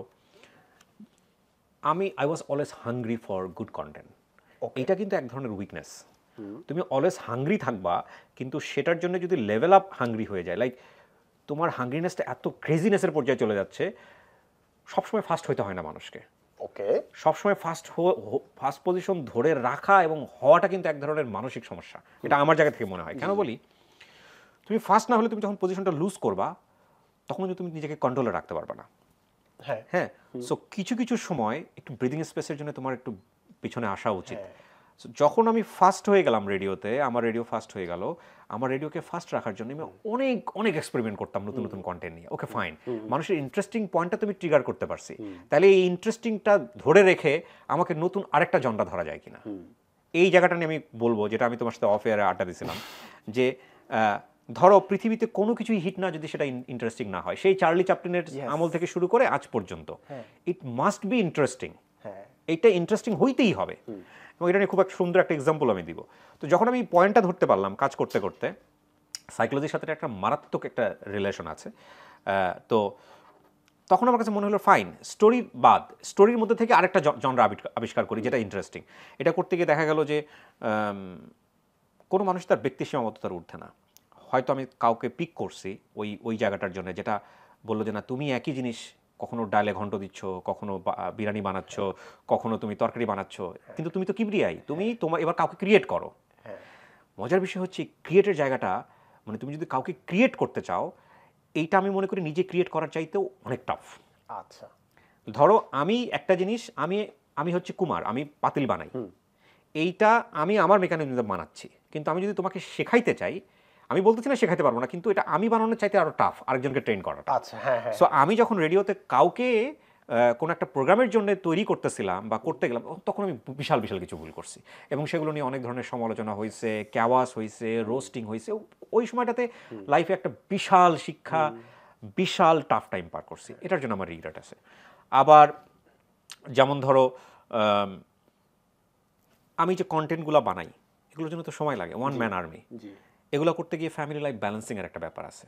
তুমি ধরো রিসেন্টলি কিন্তু এই যে নাজ ডেইলির যে ওদের যে সেপারেশনের ব্যাপারটা হয়ে গেল, আমি মনে করি পুরো পৃথিবীতেই যারা কাজ করে, মানে খুব কাজ সেন্ট্রিক মানুষ, অনেক বেশি সময় দিয়ে ফেলে, তাদের ক্ষেত্রে এটা খুব কমন একটা গল্প। নাজ ডেইলির গল্পটা, নাজ ডেইলিরা যেটা পোর্ট্রে করছে, এইটা আমার মনে হয় যে অনেককেই শেখাবে যে আসলে ব্যালেন্সিংটা খুব ইম্পর্টেন্ট। পার্সোনাল লাইফ, কাজের জায়গাটা, বিয়ে শাদী করো না এখনো, সো তুমি এটা বুঝবা না। সো এইটা খুব ইম্পর্টেন্ট। এবং আমি বলি family is a big institution. ফ্যামিলিকে তুমি যদি, আমরা সাধারণত যেটা করি আমাদের জায়গাটা থেকে, আমরা মনে করি যে টাকা আয় করাটাই হচ্ছে সবচাইতে ইম্পর্টেন্ট কাজ একটা ছেলের জন্য। That is definitely very important কাজ, বিকজ তোমার ফ্যামিলি ফুয়েল বা সব কিছু ফুয়েল হচ্ছে এই লিকুইড মানি। কিন্তু এর বাইরেও অনেক বড় বড় রেসপন্সিবিলিটি থাকে। ওই রেসপন্সিবিলিটি জায়গাগুলা কাজের এই জায়গাটার সাথে ব্যালেন্স করাটা খুব জরুরি। সো আমি হয়তো ওপেনলি সব কিছু এখানে বলতে পারবো না, আমার এই ব্যালেন্সিংয়ে অনেক প্রবলেম ছিল। সো সেটার জন্য ধরো অনেক বড় বড় ধরনের প্রবলেম আমি ব্যক্তিগত জীবনে হোক বা অন্যান্য জায়গাগুলোতে হোক ফেস করছি এবং করেই চলেছি। তো সেই জায়গাগুলো তো আমার এক ধরনের রিগ্রেট আছে। প্রাপ্তির জায়গা অনেক, আলহামদুলিল্লাহ, রাস্তাঘাটে বের হলে অনেক মানুষ চেনে, সালাম দেয়, অনেক মানুষ দেখে খুব খুশি হয়ে যায়, ওইটা খুব ভালো লাগে। হ্যাঁ, আগে যখন একজন দুইজন মানুষ চিনতো তখন নিজের I am feeling very good, কিন্তু এখন আবার উল্টাটা হয়, কিছু না চিনতো এরকম লাগে। দু একজন যখন চিনে ফেলে, দেখা গেল যে এরকম হচ্ছে, লিফটের মধ্যে উঠছি, নর্মাল দেখাচ্ছে এরকম, তারপর খাস করে এরকম করে তাকায় চোখ বড় বড় হয়ে গেল, আমি তো বুঝতে পারছি, চিন্তা পারছে, তারপর আস্তে আস্তে করে একদম নাক কাছে আনতে প্রায় কাছেই নিয়ে আসে ফেলে, এরকম একটা অবস্থা। তো এগুলো রেসপেক্ট, এগুলো ভালোবাসা। তারপরে কাছে এসে বলে আচ্ছা আপনার নামটা যেন কি, দেখে তো চেনা চেনা মনে হয়। তো এগুলো খুব ভালো লাগে, এগুলো মজা করি, এনজয় করি। আর একটা বড় জিনিস যেটা, যে এই চেনা জানার ব্যাপারটা শুধু ঢাকা শহর কেন্দ্রিক না, একবারে গ্রামাঞ্চলে চলে গেছি, দিনমজুর থেকে শুরু করে সবাই। হ্যাঁ, এইটা খুব, আর মানে যে পরিমাণ লাভ পাইছি, মানুষের দোয়া পাইছি, বিশেষ করে আপন ঠিকানা করতে গিয়ে, এটা মনুষ্য জীবনের সেরা অর্জন। সো আমি যদি ওই ডাক্তার হওয়া বা শিক্ষক হওয়ার জায়গাটা থেকে বের হয়ে এসে যদি বলি যে আমার জীবনের সবচেয়ে স্যাটিসফ্যাকশনের জায়গাটা কি, তোমার সাথে যখন গল্প করতেছি তখন আমি বলবো প্রায় 300-র মতো ছেলে মেয়ে যারা পরিবার থেকে বিচ্যুত হয়েছিল, ছোটবেলায় হারায় গেছিল, তাদেরকে আমি ফ্যামিলিতে ফেরাইতে পারছি। সো এইটা আমার জীবনের, মনুষ্য জীবনের সবচেয়ে বড় অর্জন। আমি জানি না আল্লাহ আমাকে এটার জন্য ভবিষ্যতে মাফ করে দিবে কিনা, বাট আমি বলতে পারবো আল্লাহকে যে আল্লাহ আমি ভালো কাজটা করছি। হ্যাঁ, এবং এইটাও যে আমি প্ল্যান করে করছি তা না, এটা কাকতালীয়ভাবেই জন্ম হয়েছে। আমি আরেকটা পার্টে আসতে চাই, সেটা হচ্ছে কেন একটা কন্টেন্ট হিট হয়, কেন একটা কন্টেন্ট হিট। অ্যাবসলিউটলি, ওইটা আমরা কথা বলবো। প্লাস আপনার বিভিন্ন ইমোশনে আপনি ইনগ্রেডিয়েন্টের কথা বলছিলেন আমাকে, সো ওগুলা 5টা ইনগ্রেডিয়েন্ট। আমি চাচ্ছি যে এই জিনিসটা আমার মনে হয় প্রতিটা ক্লাসে অ্যাট লিস্ট আমাদের মার্কেটিং এই জিনিসটা শেখানো দরকার। ওইটা আমি লিখবো বই, আমি আজকে অল্প করে টাচ দিব। আমার ফ্যান্টাস্টিক, সত্যি বই লিখবেন, এটা বই লিখবো এবং এটা নিয়ে আমি কাজ করব।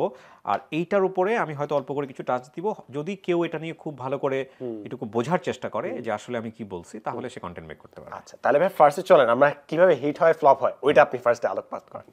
ওকে, ফাইন।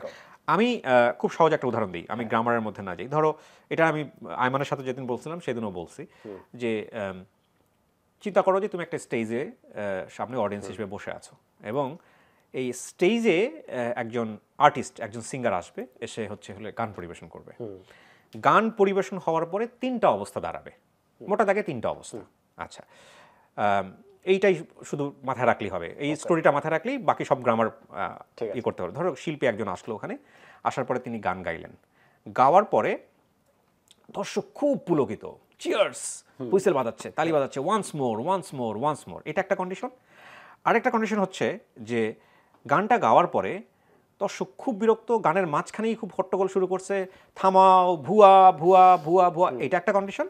আরেকটা কন্ডিশন হচ্ছে গানটা গাইলো, উনি চলে গেল, যারা শুনতেছিল তারা নিজেদের মধ্যে গল্প করতেছে, কে আসলো কে গেল, কোনো ভ্রুক্ষেপ নাই। এই তিনটা কন্ডিশনের বাইরে কোনো কন্ডিশন নাই। আচ্ছা, এবার বলি গানটা এগুলো সব আমার কথা, এগুলো কোনো আমি লিটারেচার পড়ি নাই, আমি আমার মতো করে ব্যাখ্যা দিব, আমি আমার মতো করে এটাকে টার্মও বলতেছি। অবশ্যই প্রথম যিনি গানটা করলেন ওখানে, যে চিয়ার্স ওয়ান্স মোর, আমি এটাকে ধরে নিচ্ছি এটা হচ্ছে পজিটিভ ইম্প্যাক্ট, গানের একটা পজিটিভ ইম্প্যাক্ট বা পজিটিভ রিয়াকশন এভাবে বলি। তারপরে ভুয়া ভুয়া ভুয়া ইটস আ নেগেটিভ রিয়াকশন বা নেগেটিভ ইম্প্যাক্ট ক্রিয়েট করেছে। আর 3 নম্বর যেটা, এটা পজিটিভও না এটা নেগেটিভও না, এটা আমার জায়গা থেকে এটা হচ্ছে ডেড ইম্প্যাক্ট বা ডেড রিয়াকশন। পৃথিবীর যত কন্টেন্ট তৈরি হয়েছে আজ পর্যন্ত, যত কন্টেন্ট যদি ইম্প্যাক্ট করে থাকে তাইলে আইদার পজিটিভ করছে অথবা নেগেটিভ করছে। যদি ইম্প্যাক্ট ক্রিয়েট করে থাকে, আমি আবার সেন্টেন্সটা রিপিট করতেছি, যদি ইম্প্যাক্ট ক্রিয়েট করে থাকে আইদার পজিটিভ করছে অথবা নেগেটিভ করছে। আর ডেড যেগুলো সেগুলো কোনো ইম্প্যাক্টই ক্রিয়েট করে না, ইম্প্যাক্টই ক্রিয়েট করে নাই। এবার তুমি গ্রামারের সাথে বাংলাদেশের টেলিভিশনগুলোতে, বাংলাদেশের রেডিওগুলোতে, বাংলাদেশের অনলাইন কন্টেন্টগুলোতে কোনটা তোমার জন্য ডেড কন্টেন্ট, কোনটা তোমার জন্য মানে কর্নার, তুমি এগুলো সব মিলাইতে পারবা। এবং কত পার্সেন্ট ডেড কন্টেন্ট চলে, কত পার্সেন্ট ইম্প্যাক্ট ছাড়া কন্টেন্ট চলে, তুমি এগুলো সব মিলাইতে পারবা। এবার আসো পজিটিভ করবা কীভাবে, নেগেটিভ করবা কীভাবে। এখানে একটা খুব সহজ একটা গ্রামার আছে, সেটা হচ্ছে আমরা মানুষ মোটা দাগে 4-5টা ইমোশন নিয়ে চলি, 4-5টা ইমোশন। হ্যাঁ, আমরা কখনো ভয় পাই, কখনো আনন্দ হয়, কখনো ঘেন্না হয়, হ্যাঁ, তারপরে তোমার আরও এরকম কিছু আছে না, দুঃখ হয়, ঠিক আছে না, এরকম 4-5টা মোটা দাগের ইমোশন। সাইকোলজির ভাষায় একটা 6 সেন্স বা 6-6টা ইমোশনের কথা বলে। তুমি যাই করো, যে মানে জড় বস্তু হোক আর জীব হোক, হ্যাঁ, প্রত্যেকটা সময় সে পারফর্ম করতেছে, এবং জড় বস্তুও পারফর্ম করতেছে, বিকজ সে ক্ষয়ে যাচ্ছে। It's a kind of performance. পৃথিবীতে যে জন্মগ্রহণ করলো বা একটা ভ্রূণ যখন মাতৃগর্ভে যে ভ্রূণটা হচ্ছে, সেই ভ্রূণেরও একটা পারফরমেন্স আছে, রাইট? সো এই পারফরমেন্স কোনো না কোনোভাবে একটা ইম্প্যাক্ট ক্রিয়েট করে। এবার তুমি যখন একটা কন্টেন্টের জায়গাটা আসবা, তুমি একটা কিছু মেক করতেছো, right? Anything you are making. So তুমি যদি মেক করে এটা যদি কারোর মধ্যে ইম্প্যাক্ট ক্রিয়েট করতে চাও, তোমার মোটা দাগের যে 6টা ইমোশনের কথা আমি বললাম, ভয়, আনন্দ, দুঃখ, কষ্ট অথবা সামথিং লাইক দিস, যে 6টা ইমোশন, এই 6টা ইমোশনের কোনো একটা ইমোশনকে টাচ করতে হবে অথবা মাল্টিপল ইমোশনকে টাচ করতে হবে। কোনো একটা ইমোশনকে টাচ করতে হবে অথবা মাল্টিপল, লাইক তুমি একটা করো অথবা 5টা। আমি তোমাকে ভুরি ভুরি এক্সাম্পল দিতে পারবো। এরপর আসবে থার্ড টাইম হচ্ছে গ্রামার, লাইক তুমি একটা ভূতের প্রোগ্রাম করতেছো, একটা স্টোরি বলতেছো ভূতের, এটা কি? এটা ভয়, ভয়ের জনরা। এখন এই ভয়ের জনরা নিয়ে একটা টেলিভিশনই হইতে পারে যে সারাদিন শুধু ভয়ের প্রোগ্রাম করে, হইতে পারে না? আচ্ছা, তুমি একটা কমেডি অনুষ্ঠান করতেছো, এটা কি? আনন্দ, রাইট? তুমি কমেডি নিয়ে একটা পুরো একটা জনরাই ক্রিয়েট করতে পারো, যে একটা কমেডি চ্যানেল আছে পৃথিবীতে এরকম। এবার তুমি বলো মানুষের অবাক হওয়ার ক্ষমতা, রাইট? কৌতূহল, অবাক, এইটা একটা ইমোশন মানুষের। আচ্ছা, এটার উপরে তুমি একটা চ্যানেল ক্রিয়েট করতে পারো, ডিসকভারি, অ্যানিম্যাল প্ল্যানেট, প্রচুর আছে না? আচ্ছা, তুমি আমাকে একটা কন্টেন্ট দেখাও পৃথিবীর শুরু থেকে আজ পর্যন্ত, যেই কন্টেন্টটা পজিটিভ ইম্প্যাক্টও ক্রিয়েট করে নাই, নেগেটিভ ইম্প্যাক্টও ক্রিয়েট করে নাই, কিন্তু হিট হয়েছে। আচ্ছা, আমি জাস্ট একটা দেই আপনাকে। নাই, আমি বললাম তোমাকে অ্যান্সার ইজ নো, নাই। পৃথিবীতে কোনো কন্টেন্ট যেটা হিট হয়েছে, যেটা মানুষজন জানে, পপুলার, সেটা ঘৃণা করেও হোক আর যেটাই হোক, নেগেটিভ হোক না কেন, সেটা মাস্ট ইম্প্যাক্ট ক্রিয়েট করছে, কিন্তু ডেড কন্টেন্ট না। তুমি জাস্ট একটা এক্সাম্পল দাও, একটাও বের করতে পারবো না। ইভেন বইও যদি একটা কন্টেন্ট হয়, বইও একটা মাধ্যম পারফরমেন্সের যে কোনো মাধ্যম একটা কন্টেন্ট হইতে পারে, কিন্তু পজিটিভ অথবা নেগেটিভ ইম্প্যাক্ট ক্রিয়েট করতে হবে। বাংলাদেশের সোশ্যাল মিডিয়াতে নেগেটিভ ইম্প্যাক্ট ক্রিয়েট করা অনেক সেলিব্রিটি আছে, আমি নাম মেনশন করতেছি না, অনেক। তুমি গুনে গুনে গুনে যদি লিস্ট তৈরি করো, পজিটিভ ইম্প্যাক্ট তৈরি করা অনেক কম, নেগেটিভ তুমি লিস্ট তৈরি করতে পারবা। যার হিরো হওয়ার কথা ছিল না, সে হিরো হয়ে গেছে, নেগেটিভ, বাট সে ইম্প্যাক্ট ক্রিয়েট করছে, that's why he is popular. আচ্ছা, my point is that if you want to create something, এটাকে ইম্প্যাক্ট ক্রিয়েট করতে হবে। এটা পজিটিভও হতে পারে, নেগেটিভও হতে পারে। আচ্ছা, তুমি যদি পজিটিভ করতে চাও, পজিটিভ করো, তোমার যদি সেই শক্তি থাকে। পজিটিভ যদি না করতে চাও, নেগেটিভ করবা। আর নেগেটিভটা ইচ্ছা করে কেউ করতে পারে না, এটা যদি ন্যাচারালি হয়, ইটস ওকে। পজিটিভ অ্যান্ড তুমি যদি যে কোনো কন্টেন্টই তৈরি করো না কেন, এটাকে কন্টেন্ট আমি তখনই বলবো যেটা ইম্প্যাক্ট তৈরি করে। Otherwise it's a dead content, যেটার কোনো ইম্প্যাক্ট নাই, এটা dead content.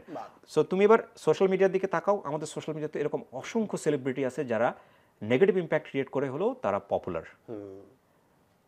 Very popular, because there is a impact. ওইখানে ইম্প্যাক্ট আছে বলে এটা পপুলার। বুঝাতে পারছি জিনিসটা? সো এবার তুমি ইম্প্যাক্ট কীভাবে ক্রিয়েট করবা? ওই যে 5টা ইমোশনের কথা বললাম, এই 5টা ইমোশনের যে কোনো একটা ইমোশন তোমাকে চিন্তা করতে হবে যে তুমি কোনটাতে বেস্ট। তুমি যখন কথা বলো তখন মানুষ তোমার কথা শুনে হাসে না কাঁদে? তুমি যখন পারফর্ম করো তখন তোমার কথা শুনে মানুষ আসলে কি চিন্তা করে? 10 জন তোমার দিকে অ্যাটেনশন দিলে কিসের জন্য অ্যাটেনশন দেয়? তার মানে ওইটাতে তুমি বেস্ট। সো ওইটাকে তুমি পলিশ করো, ওইটার উপর বেসিস করে তুমি তোমার কন্টেন্ট তৈরি করো। সো মানে তুমি যেটাতে গুড অ্যাট ইট তুমি সেটাই করবা। এটা হইতে পারে যে তুমি কমেডিতে অনেক ভালো করবা, এটা হইতে পারে যে তুমি হয়তো খুব সিরিয়াস টাইপের কন্টেন্ট তৈরি করবা, ওটাতে তুমি খুব ভালো করবা, বাট এই গ্রামারের বাইরে গিয়ে তুমি কিছুই করতে পারবা না। এবং এইটা খুব একটা ইম্পর্টেন্ট পার্ট বললেন যে ইম্প্যাক্ট, ফার্স্ট আপনি দেখবেন যে ইম্প্যাক্ট হচ্ছে নাকি না, তারপর আপনি বলতেছেন যে পজিটিভ নেগেটিভ। মনে করেন আমি টিকটকে অনেকগুলো ভিডিও দেখতেছি যেখানে তারা জাস্ট স্লো মোশন মনে করেন হাঁটতেছে, তো এখানে 1 million views, 2 million views. So এটাকে আপনার ভাষায় যদি আমি বলি ইম্প্যাক্ট ফুল। বাট পজিটিভ না নেগেটিভ এই কোয়েশ্চেনটা অনেক জায়গায় আমরা করতেছি না। আমরা জাস্ট দেখতেছি ও ইম্প্যাক্ট আছে, ভিউজ আছে, তাই আমরা রেসপেক্ট দিচ্ছি, পজিটিভ নেগেটিভ এখানে যাচ্ছেই না জিনিসটাতে। Okay fine, that's a different question. এটা একটা আপেক্ষিক ব্যাপার। লাইক সালমানের কাছে স্লো হাঁটাটা ভালো লাগে নাই, আমার কাছে ভালো লাগতে পারে। হ্যাঁ, কিন্তু আমার কোশ্চেনটা হচ্ছে যে ওইখানে ইম্প্যাক্ট আছে কিনা। ইম্প্যাক্ট আছে। এনি কন্টেন্ট যেটা তোমার কাছে পজিটিভ হইতে পারে, সেই কন্টেন্ট আমার কাছে নেগেটিভও হইতে পারে। Got my point? বাট এটা পজিটিভ নেগেটিভের মধ্যেই থাকতে হবে, ডেড হলে চলবে না। ডেড হলে চলবে না। তুমি যদি একটা কন্টেন্ট বানানোর পরে যদি বলো যে এটা 10 জন মানুষ দেখছে কিন্তু একটা অসাধারণ কন্টেন্ট, আমি ওটাকে অসাধারণ কন্টেন্ট বলতে রাজি না। আমার কাছে এটা ডেড কন্টেন্ট। তুমি এটা বানায় তুমি আলমারিতে সাজায় রাখো, পাবলিকলি নিয়ে আইসো না। এখন তুমি বলতে পারো যে ঠিক আছে এটা পাবলিকলি আমি আনলাম, মাত্র 100 জন মানুষ দেখছে, 200 জন মানুষ দেখছে, 200 জন মানুষই রুচিশীল আর বাকি সবাই রুচিশীল না, আমি এগ্রি করি না। সাবজেক্টিভ। তুমি বরং এটা অ্যাডমিট করো যে তুমি 100 জন মানুষের কাছে পৌঁছাইতে পারছো, বাকি লোকজনের কাছে তুমি পৌঁছাইতে পারো নাই। তো বাকি লোকজনের গ্রামার তুমি বুঝো নাই। তুমি অনেক উচ্চ মার্গীয় কোট অ্যান্ড কোট, আমরা শব্দটা এভাবে উচ্চ মার্গীয় ছবি আমরা তৈরি করেছি না। ডেফিনেটলি আমি ক্লাসিক্যাল সঙ্গীতকে এখানে আমি মূল্যায়ন করতে পারবো না, ওটা ফর ক্লাসিফাইড পিপল। প্রত্যেকটা জিনিসের একটা টার্গেট গ্রুপ আছে। আমি যদি একটা মাস পিপলের জন্য কন্টেন্ট তৈরি করি আর ওইটা যদি মাস পিপল না দেখে, definitely it's a dead content. Suppose আমি একটা উদাহরণ দিই, আমাদের এখানে ফুড নিয়ে অনেক ধরনের ব্লগিং হয় না, অনেক ব্লগাররা ব্লগিং করতেছে। আমার মার্ক ওয়াইনের কন্টেন্ট দেখতে ভালো লাগে, আমার সনিটা দেখতে অতটা ভালো লাগে না। কেন আমার মার্ক ওয়াইনটা ভালো লাগে? মার্ক ওয়াইনটা ভালো লাগে কারণ মার্ক ওয়াইন যখন খায় আমি খাওয়াটা ফিল করতে পারি, মানে মাউথ ওয়াটারিং। ও খাচ্ছে মানে ওর সামনে মরিচ এনে দিলেও খেয়ে বলবো যে কত টেস্টি। এইটা আমি খুব এনজয় করি। হ্যাঁ, তো এখন যদি আমি সনিকটা বলি, সনিকটা আমি এনজয় করি না কেন? কারণ সনিক খাবারের মধ্যে যে জিনিসটা করার চেষ্টা করে, ও কিছু বিজায়ার ফুড বের করার চেষ্টা করে, যেটা আমার কাছে মনে হয় যে এটা খাওয়ার চাইতে বরং হচ্ছে হলে খেয়ে কেমন লাগে, ওর ভিতর থেকে ফিলটা কেমন হবে, ওই জিনিসটা। কিন্তু আমি খাবার পেট ভরে খেয়ে মার্ক ওয়াইনকে দেখতে বসলে আমার আধা ঘন্টার মধ্যে ক্ষুধা লেগে যায়, রাইট? সো এই যে ব্যাপারটা, এখন ও ফুড নিয়ে কাজ করতেছে, ও ফুড দুটোই পজিটিভ কন্টেন্ট, ইন্টারেস্টিংলি ফুটায় তুলতে পারতেছে কিনা। এখন আমি এটা দেখার পরে আমি যদি ধরো আমি ফুড ব্লগার না, আমি পরের দিন যদি আমি একটু খেয়ে দিয়ে মানুষকে রিভিউ দেওয়া শুরু করে, মানুষকে আমার কন্টেন্ট দেখবে? ডেফিনেটলি দেখবে না। কিন্তু এই কন্টেন্টই মানুষ দেখবে যদি গ্রাম অঞ্চলের কোনো একটা লোক যে হয়তো জীবনে কোনো দিন ওইটা করে নাই, সে দেখতেছে যে আরে ভাত খেয়ে ভিডিও দিলে তো মানুষ দেখে, আমিও একটু ভাত খেয়ে ভিডিও দিই। এবং তারপর দেখা গেল সে এরকম ভাতের একটা প্লেট নিয়ে বসছে, কসলাইতেছে, এরকমভাবে হাত মেখে যাইতেছে, তারপর গপ গপ করে খাইতেছে। মানুষ ওটা দেখবে কেন? তুচ্ছ তাচ্ছিল্য করার জন্য দেখবে। That is negative content and first one is positive content. আর মাঝখানে আমি হচ্ছে রেড কন্টেন্ট। একদম perfectly explain, it's a master class ছিল এবং মাঝখানে একটা পার্ট খুব ভালো এক্সপ্লেন করছেন যে ভাইয়া অনেকে বলে যে আমি কত ভালো জিনিস বলছি, কেউ দেখে না আমাকে। Dead content, absolutely dead content. আপনি ভালো জিনিস বলেন নাই, আপনি যাদের জন্য বলতে চাইছেন তাদের কাছে ভালো মতো নিয়ে যেতে পারেন না, এটা আপনাকে অ্যাডমিট করতে হবে। আপনার নিজস্ব ব্যর্থতা, রাইট? ডেফিনেটলি অডিয়েন্সকে দোষ দেওয়া যাবে না। Audience is always right. শাহরুখের অনেক ছবি ফ্লপ, সালমান খানের অনেক ছবি ফ্লপ। এখন নিজেকে তো আমরা শাহরুখ সালমানের সাথে তুলনা করবো না। Definitely Shahrukh Salman is a hit guy, ওরা তো সবসময় হিট, তাই না? ওরা রাস্তাতে হেঁটে গেলে ওই রাস্তাও অনেকে মানে অন্য চোখে দেখে। তো শাহরুখের সব ছবি হিট না, সালমান খানের সব ছবি হিট না। কেন হিট না? বিকজ আমজনতার কাছে ইন্টারেস্টিং লাগে নাই। So simple. এখন আমজনতা কখনোই তার ওই একটা জায়গা স্যাক্রিফাইস করতে রাজি না, সেটা হচ্ছে যেটা আমার কাছে ইন্টারেস্টিং লাগবে আমি সেইটাই দেখব। আমি যখন একটা ভিডিও দেখতে বসি, আমি যখন একটা ফেসবুকে স্ক্রল করি, আমি যখন টিকটকে স্ক্রল করি, সেই কন্টেন্টটাই আমাকে ধরে রাখে যেটা আমার কাছে ইন্টারেস্টিং। সো সালমান, শাহরুখ বা আদার কন্টেন্ট ক্রিয়েটর যারা যেটা করতেছে দুনিয়াতে, সবাই ওই ইন্টারেস্টিং জিনিসটাই তৈরি করার চেষ্টা করতেছে। সার্টেন পিরিয়ড অফ টাইম কেউ সাকসেস করতেছে, কেউ ফেল করতেছে। পাবলিক কখনোই ফেল করে না। পাবলিক সালমানের কাছে না পেলে শাহরুখের কাছে যাবে, শাহরুখের কাছে না পেলে আরেকজনের কাছে যাবে। পাবলিক অলওয়েজ হান্ট করতেছে, তার ব্রেন হান্ট করতেছে, উইচ ইজ ইন্টারেস্টিং। এইখানে আলটিমেটলি আর কিচ্ছু নাই, সিম্পল গ্রামার। অডিয়েন্স যদি না দেখে, এটা একমাত্র আপনার ব্যর্থতা। অডিয়েন্স দোষ দিয়ে লাভ এবং নাই। অডিয়েন্সের জায়গা থেকে চিন্তা করতে হবে যে কেন এটা ইন্টারেস্টিং হইল না, কেন এটা দেখে নাই মানুষজন। অনেকে বলে যে 30 সেকেন্ডের মধ্যে ট্রিক করতে হবে, 5 সেকেন্ডের মধ্যে ধরতে হবে, এটা করতে হবে, ওইটা করতে হবে। ক্যান বি, ধরতে যদি পারো ধরো। তুমি আছে না ইউটিউবের অনেক থাম্বনেইল দেখে মনে হয় যে না জানি ভিতরে কত বড় বড় মাছ ধরছে, পরে ঢোকার পরে দেখলাম যে আসলে কিছুই না। হ্যাঁ, ইউটিউব কিন্তু এগুলো বন্ধ করে দিছে। কিন্তু এইটাও অনেক বড় একটা ইন্টারেস্টিং ব্যাপার। থাম্বনেইল দেখে তোমার ইন্টারেস্ট গ্রো করে তোমাকে ভিডিওর ভিতরে ঢুকাচ্ছে, দ্যাট ইজ তোমার ব্রেন মনে করছে এটা ইন্টারেস্টিং, দ্যাটস ওয়াই তুমি ওখানে ঢু মারছো। সো ইন্টারেস্টিং না মনে হলে তুমি ওখানে ঢু মারতা না। এটাও একটা skill. Definitely it's a beautiful skill. এবং 5 সেকেন্ডের একটা ভিডিও পুরো 1 ঘন্টার ভিডিওর 5 সেকেন্ডের ইন্ট্রো দেখার পর তোমার কাছে মনে হচ্ছে ওয়াও, না জানি ভিতরে কি আছে, তুমি ঢুকে যাচ্ছ ভিতরে। এবং এটা তো ডেফিনেটলি এক্সট্রাঅর্ডিনারি টাইপের স্কিল। এবং ইন্টারেস্টিং যে করতে পারবে না তার এখন আশাই উচিত না। আমি খুব সহজ একটা উদাহরণ দিই তোমাকে, আরও সহজ। ধরো একটা ইন্টারেস্টিংয়ের সাথে আরেকটা জিনিসের খুব মারাত্মক একটা সম্পর্ক আছে, বাট নট অলওয়েজ রাইট। সেটা হচ্ছে ইউনিকনেস। ধরো একটা বাজারের মধ্যে অনেক রকমের মাছ আছে, ছোট মাছ, বড় মাছ, দেশি মাছ, বিদেশি মাছ, সামুদ্রিক মাছ। সেখানে একটা বিশাল বোয়াল মাছ উঠছে। মানুষ কোন মাছটা দেখবে? Because this one is unique. Simple. বোয়াল মাছ আছে, ছোট মাছ আছে, আরও মাছ আছে, কিন্তু মানুষ ওইটাই দেখবে because this one is unique. অনেকগুলো ছাতা, কালো কালো কালো ব্ল্যাক ছাতা, অনেক দামি দামি ছাতা, মাঝখানে একটা লাল ছাতা, কোথায় চোখ যাবে? লাল ছাতা। Because this one is unique. So simple. এখন এই ইউনিকের জায়গাটা লাল ছাতা আরও 5টা বসায় দাও, তখন মানুষ পুরোটাই দেখবে।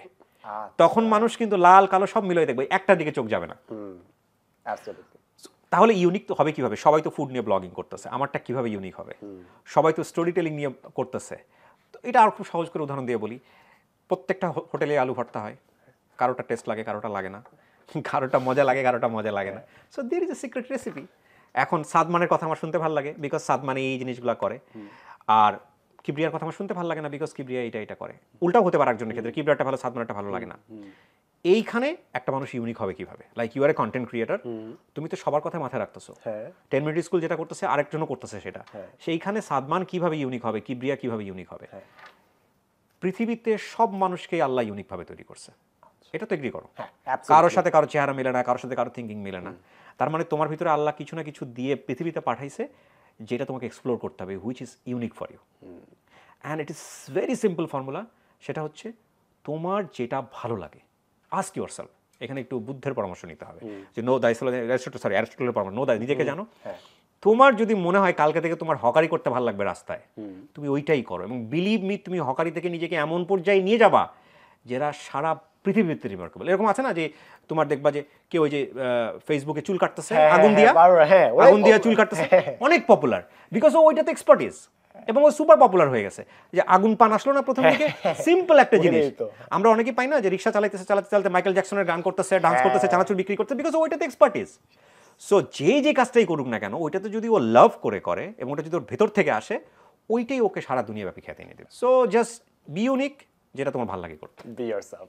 B yourself, right. সেগমেন্টে চলে যাব ভাই। একটা জিনিস সাম্প্রতিক সময় অনেক বদলাই যাচ্ছে। আপনি তো স্টোরি টেলিং এ বিশ্বাস করেন, এবং স্টোরি টেলিং এ ইমেন্স পাওয়ার আছে।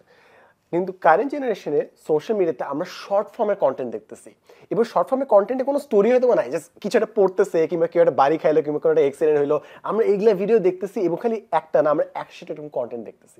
দেখার পর বদহজম হয়, মনের বদহজম হয়, আরে দেখলাম অনেক কিছু, কিছুই নাই মাথায়, কিছু নেই মাথায়। তো এই যে মানুষ আস্তে আস্তে শর্ট ফর্মে যে কন্টেন্টে আসতেছে, এই জিনিসটাকে আপনি কিভাবে দেখতেছেন, কিংবা আপনি মানুষকে কি বলতেন? মানুষ এখন মুভিও টেনে টেনে দেখতেছে, তারা বসে থাকতে পারতেছে না, এনভায়রনমেন্টের মধ্যে ডুবতে পারতেছে না। এর বিপরীতে আপনি স্রোতের বিপরীতে কাজ করতেছেন। একটা হচ্ছে কি, আমরা খুব একটা ইনস্টেবল পজিশনে আছি। টিকটক যে কাজটা করছে বা লাইকি যে কাজটা করছে, ওরা ব্রেনটাকে ক্যাশ করছে। হ্যাঁ, ডেফিনেটলি আমার যতক্ষণ এন্টারটেনমেন্টের প্রয়োজন হবে, আমি টিকটকে ঢুকলাম, 5 মিনিট, 10 মিনিট, 20 মিনিট, আধা ঘন্টা দেখলাম, বের হয়ে গেলাম। ব্রেন তো ডোপামিন রিলিজ করে, হ্যাঁ, কোনো একটা ইন্টারেস্টিং বিষয়ের জায়গাটাতে। এবং ব্রেন যত বেশি ডোপামিন রিলিজ করবে, ব্রেনের ক্ষুধাটাও তত পরিমাণ বাড়তে থাকে এরপরে। সো ওই জিনিসগুলো যখন তুমি আবার না দেখতেছো তখন তোমার ব্রেন বারবার তোমাকে পকড়বে, আমার ডোপামিন রিলিজ করা দরকার, আমাকে কিছু দাও এরকম, কিছু দাও এরকম। সো আমরা ওই জিনিসগুলোর জন্য থার্স্টি হয়ে যাই। আমরা যেটা দেখতেছি বা দেখার মধ্যে আছি সেটা থেকে আমরা বেরোতে পারবো না, প্রথম কথা হচ্ছে এইটা। কিন্তু দেখে আমাদের ফায়দাটা কী হচ্ছে এটা হচ্ছে চিন্তা করতে হবে। আমি টিকটক একসময় প্রচুর দেখতাম এবং দেখতে বাধ্য হতাম, কারণ নতুন কোনো মিডিয়া আসলে সেটা নিয়ে এক্সপেরিমেন্ট করা আমার কাজ।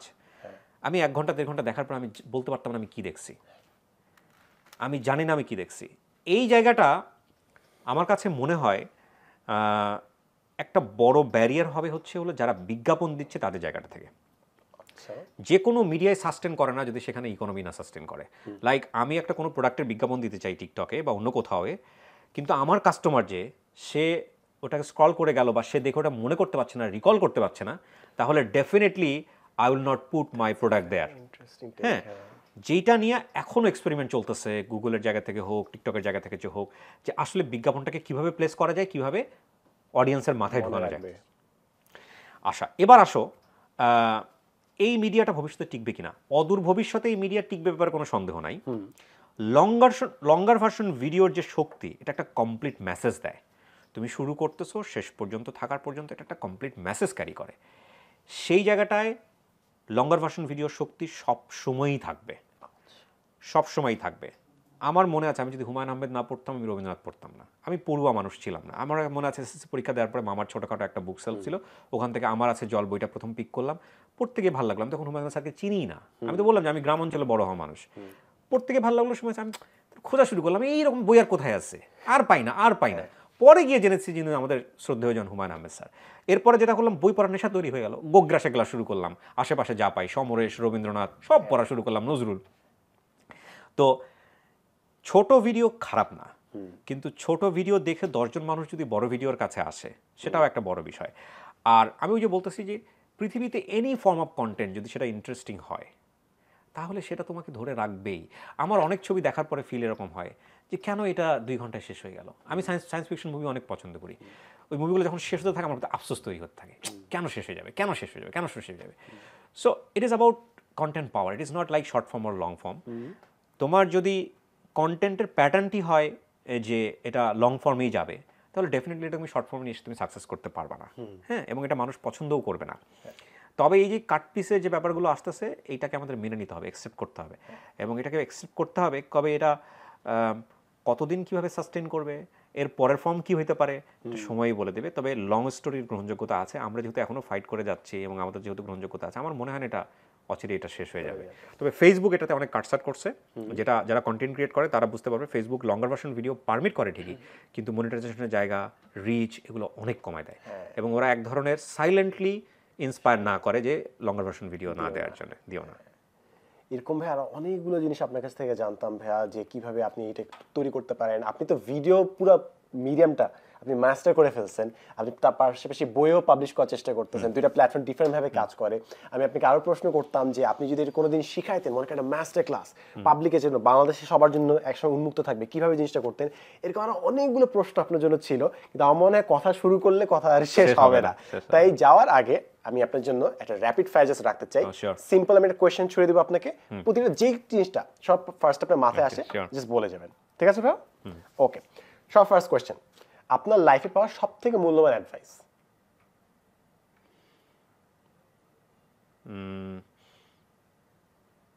Late me think. Sure take your time ভাইয়া।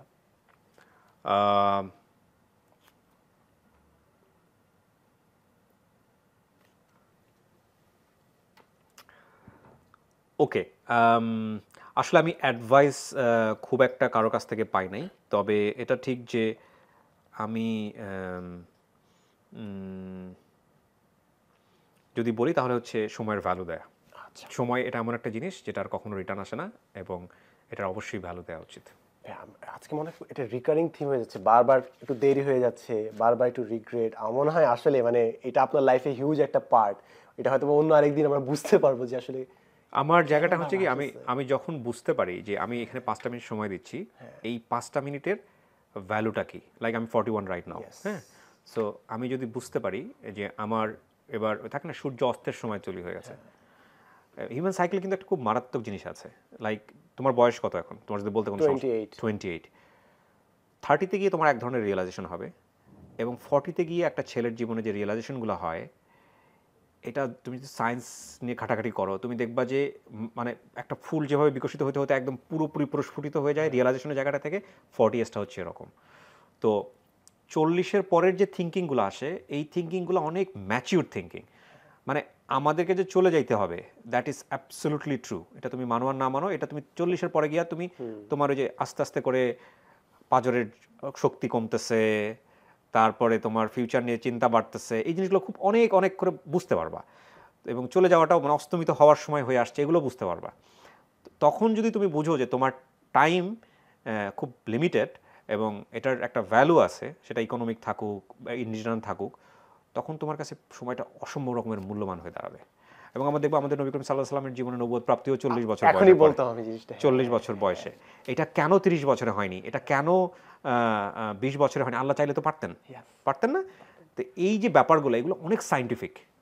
এগুলা আমি জানি না মেয়েদের ক্ষেত্রে কেমন, বাট ছেলেদের ক্ষেত্রে 40-এর পরে যে রিয়েলাইজেশনটা আসে, অ্যাবসলিউটলি আমার যে আসছে তা না, অ্যাবসলিউটলি অ্যামেজিং। এবং আমি মনে করি যে সময়টা খুব important, it's just running. Perfect. এর ঠিক অপোজিটের প্রশ্নটা থাকতো, লাইফে পাওয়া সব থেকে বাজে অ্যাডভাইস কোনটা? এনজয়। এনজয়, আচ্ছা, ইয়োলো লাইফ, আচ্ছা আচ্ছা। এরপরে হচ্ছে, এটা হচ্ছে তরুণদের জন্য একটা জিনিস, what's the most important skill, সবথেকে গুরুত্বপূর্ণ স্কিল কোনটা বলে মনে হয় আপনার? তরুণদের জন্য তরুণদের জন্য সবথেকে গুরুত্বপূর্ণ স্কিল?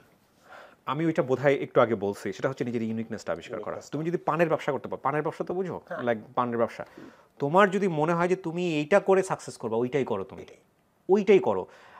কখনোই এটা চিন্তা করবা না যে আমি লেখাপড়া শিখছি ওই চাকরি পাওয়ার জন্য। লেখাপড়া শিখছি হচ্ছে হলো কোনো একটা কোম্পানিতে চাকরি করে কোনো রকম সংসার চালাবো, দিন শেষে খাওয়া দাওয়া করে ঘুমাবো, মরে যাবো। তোমাকে আল্লাহ তার চাইতে অনেক বেশি কিছুর জন্য দুনিয়াতে পাঠাইছে, অনেক বেশি, বিয়ন্ড ইমাজিনেশন। আমরা একটা সিস্টেমে বড় হই, জন্মের পর থেকে আমরা একটা সিস্টেমে বড় হই বলে ওই সিস্টেমের জায়গাটা থেকে আমরা বের হতে পারি না, চিন্তা করতে পারি না। এটাকে প্লাসিবো ইফেক্ট বলে। কিন্তু একটা মানুষকে যদি হাজার রকমের এনভায়রনমেন্টের মধ্যে যদি বড় করা হইতো, বাংলাদেশের মানুষ কিন্তু অনেক পটেনশিয়াল, যদি দেখানো হইতো যে একটা মানুষ কীভাবে বিকশিত হতে পারে, শুধু পড়াশোনা ছাড়াও যে এক বিকশিত হওয়ার একটা বিশাল জায়গা আছে, বিলিভ মি, প্রত্যেকে একটা ডায়মন্ড। সো ওই জায়গাটা নিজের ভিতর থেকে স্পার্ক করাটা খুব জরুরি। নট লাইক যে আমি পড়াশোনা করছি, মাস্টার্স পাস করছি, আমার একটা চাকরি লাগবে, আমার চাকরি ছাড়া আমি সার্ভাইভ করতে পারবো না, আমার মাস শেষে 20,000 টাকা 30,000 টাকা স্যালারি লাগবে, এটা ছাড়া আমার সংসার চলবে কীভাবে? ভাই, তুমি তার চেয়ে অনেক বেশি কিছু ডিজার্ভ করো, তুমি জাস্ট বিলিভ করো, এগুলো অটো চলে আসবে, এর চেয়ে অনেক বেশি আসবে। এখন আমরা সেই দুনিয়ায় বাস করি। ইনশাল্লাহ ইনশাল্লাহ। এমন একটা জিনিস যেটা ছাড়া আপনার বেঁচে থাকা কষ্টকর হয়ে যায়, এমন একটা জিনিস যেটা ছাড়া আপনি থাকতে পারেন না? আমার 2 বাচ্চা, আমার মা, আমার ওয়াইফ। মাশাআল্লাহ, ফ্যামিলি। এমন একটা জিনিস যেটা আগে আপনাকে প্রচুর বদার করতো, প্রচুর মনক্ষুণ্ণ করতো, কিন্তু এখন আর করে না?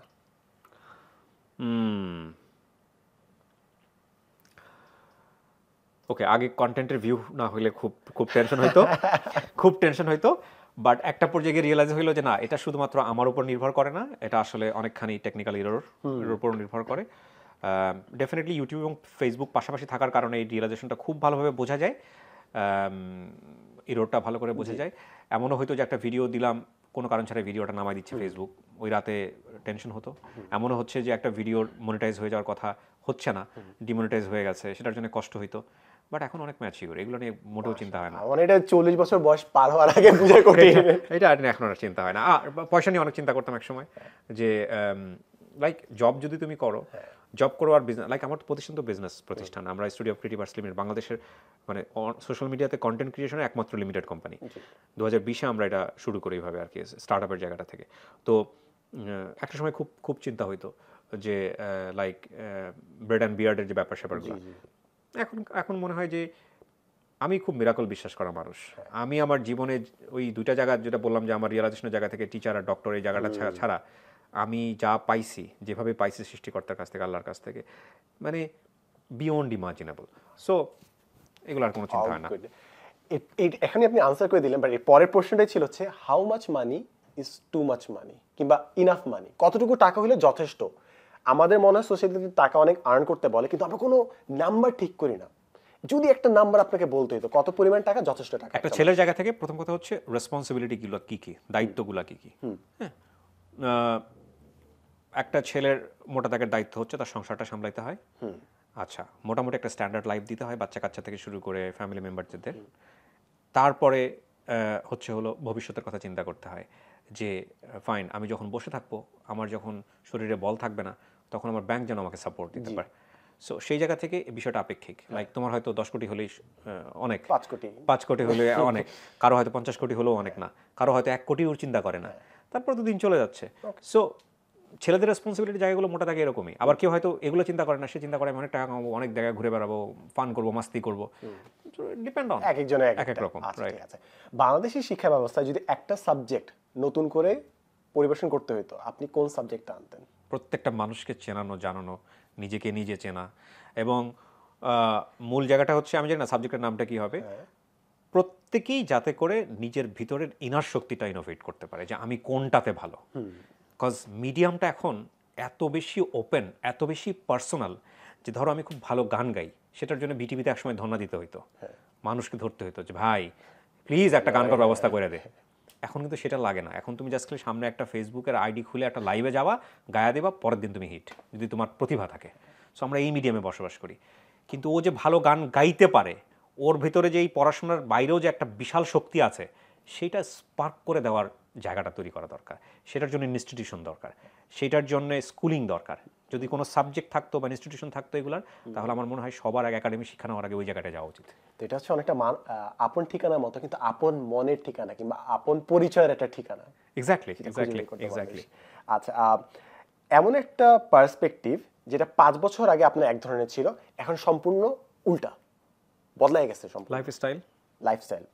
আচ্ছা, আপনার পার্সোনাল ব্যক্তিগত জীবনের সবথেকে ভালো অভ্যাস কোনটা?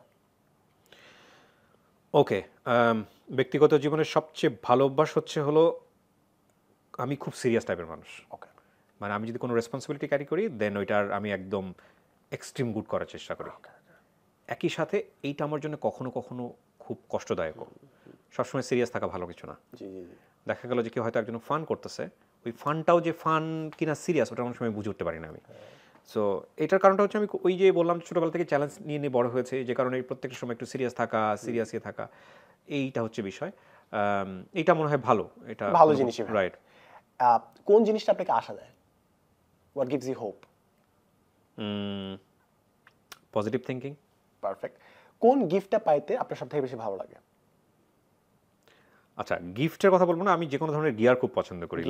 লাইক ধরো এই ইকুইপমেন্টস টাইপের, যেহেতু আমি এগুলো নিয়ে কাজকর্ম করি। সো কেউ যদি আমাকে দেখা গেল ট্রাইপড গিফট করছে বা একটা ক্যামেরা গিফট করছে বা কোনো কিছু, ধরো একটা দামি ফোন গিফট করছে, না এগুলো হয় না সাধারণত। এগুলা আমি খুব হ্যাপি হই। কারণটা হচ্ছে এটা তো আমি খুব সুন্দর একটা ভিডিও বানাতে পারবো, এটা দিয়ে তো একটা কিছু করতে পারবো। সো কাজের মধ্যে থাকলে আর কি আছে কাজের জিনিস। আপনার লাইফের বেস্ট মেমোরি? আমার লাইফের বেস্ট মেমোরি হচ্ছে আমার সেকেন্ড বেবিটা যখন হইলো। সেকেন্ড বেবিটা হওয়ার পরে আমার মনে আছে, আমি যখন সেকেন্ড বেবিটাকে দেখতে গেলাম, ও আমার দিকে তাকাই ছিল। আমার ফার্স্ট বেবিটার ক্ষেত্রে রিয়েলাইজেশনটা ওরকমভাবে নাই। কারণটা হচ্ছে যে বাবা হয়ে ওঠা আর মা হওয়া, এই দুটোর মধ্যে পার্থক্য আছে। মানে মা তো গর্ভে ধারণ করার পর থেকে মা হয়ে যায় ন্যাচারালি, হ্যাঁ, কিন্তু পৃথিবীতে একটা বাচ্চা যখন প্রথমে আসে, তারপরে ওইটা যে তোমার বেবি, মানে বাবার জায়গাটা থেকে এটা ফিল করতে, বাবার ডাক পর্যন্ত ফিল করতে করতে তোমার সাথে অ্যাটাচমেন্ট হতে অনেক সময় লেগে যায়। ফার্স্ট বেবির ক্ষেত্রে, এটা আমার ক্ষেত্রে হয়েছে 6 মাস 1 বছর সময় লেগে যায়। মানে এটা কি সত্যি আমার, এটা আমার, মানে কী যে ফিল, ওটা বোঝানো যায় না। কিন্তু সেকেন্ড বেবিতে তো অনেক পরিণত সেই সময় মেন্টাল থিঙ্কিংয়ের জায়গাটা থেকে। তো আমার মনে আছে যে আমার নার্স যখন সেকেন্ড বেবিটা নিয়ে আসলো ওর মায়ের কোলে, তখন আয়মানের কথা বলতেছি, আয়মানটা, আচ্ছা ওর পুরো নাম হচ্ছে বারাকা উম্মি আয়মান। আবার কমেন্টস করছে আরেকজনকে পাওয়া গেলো আমার এই জায়গাতে। তো যেটা হয়েছে যে ও খুব পিটপিট করে আমার দিকে তাকাইছিল। ওই মেমোরিটা আমার জন্য খুবই ইন্টারেস্টিং একটা মেমোরি। হ্যাঁ, এবং মাশাআল্লাহ ও খুব শার্প, ওর জন্য দোয়া করো আর কি তোমরা সবাই। ডেফিনেটলি। ফাইনাল 2টা কোয়েশ্চেন আছে। ফাইনাল কোয়েশ্চেনটা আপনি শুনে মনে হয় যে পুরো আমরা একটা সার্কেলে আসছি। আর তার আগে একটা হচ্ছে, এমন একটা মানসিকতা যেটা বাংলাদেশে সবার মধ্যে পরিবর্তন করে ফেলতে চান? জেলাসি। খুব ন্যাচারালি আমরা খুব হিংসুটে জাতি। কারো সাকসেস দেখলে আমরা পছন্দ করি না, আমরা খুব হিংসুটে হয়ে যাই, ঘরের মানুষ থেকে শুরু করে। ইভেন আমি যে কথা বলতেছি তোমাকে না, এটা জিনগত আমাদের। আমরা এটা ছোটবেলা থেকেই ইনহেরিট করি। কেমন করে করি? ধরো একটা ছোট্ট উদাহরণ দিই। স্কুলে 2টা বাচ্চা গেছে, 2 প্রতিবেশীর 2 বাচ্চা, একজন ফার্স্ট হয়েছে, একজন হয়তো বা খারাপ করছে। তো মা উদাহরণ দিচ্ছে যা গিয়া ওর পা ধোয়া পানি খায় আয়। তো এই যে পা ধোয়া পানি খাওয়ার কথা বললো না, ওই ছোট বাচ্চা বুঝলো না যে, বা মাওটাও বুঝলো না যে অবচেতন মনে ওর মনে কত বড় একটা বীজ বাষ্প ঢুকাই দিল। তো পরের দিন যখন ও ক্লাসে যাবে বা পরের ক্লাসেও যাবে, তখন ও ফিল করবে এটা যে আমি ফার্স্ট হই আর না হই, ও যাতে ফার্স্ট না হয়, তাহলে তোর পা ধোয়া পানি আমার খাইতে হবে। সো এই যে ন্যাচারালি ওর ভিতরে একটা হিংসা করার ব্যাপারটা ঢুকাই দিল, এটা আমাদের কালচারের মধ্যে আছে এবং আমাদের মধ্যে অ্যাপ্রিসিয়েশন করার ব্যাপারগুলো খুব কম। ফেসবুকের যুগে একটু দেখা যায় এবং দেখবা যে কোনো একটা নেগেটিভ জিনিস যখন আমাদের ফেসবুকে যখন আসে, ওই যে হায়না যেরকম একটা এক টুকরো মাংস পেলে সবাই মিলে ক্যাওস করা শুরু করে না, আমার মনে হয় যে আমরা পুরো জাতি হায়না মতো ওখানে মানে জাম্প করি, টুকরো টুকরো করার চেষ্টা করি, জাজমেন্ট করে, এবং মনে করি এটা করে আমরা খুব মজা পাচ্ছি। হ্যাঁ, এই মানসিকতাগুলো আমার চেঞ্জ করার ইচ্ছা, এবং যদি সুযোগ থাকতো তাহলে করতে, বাট ইটস টাফ।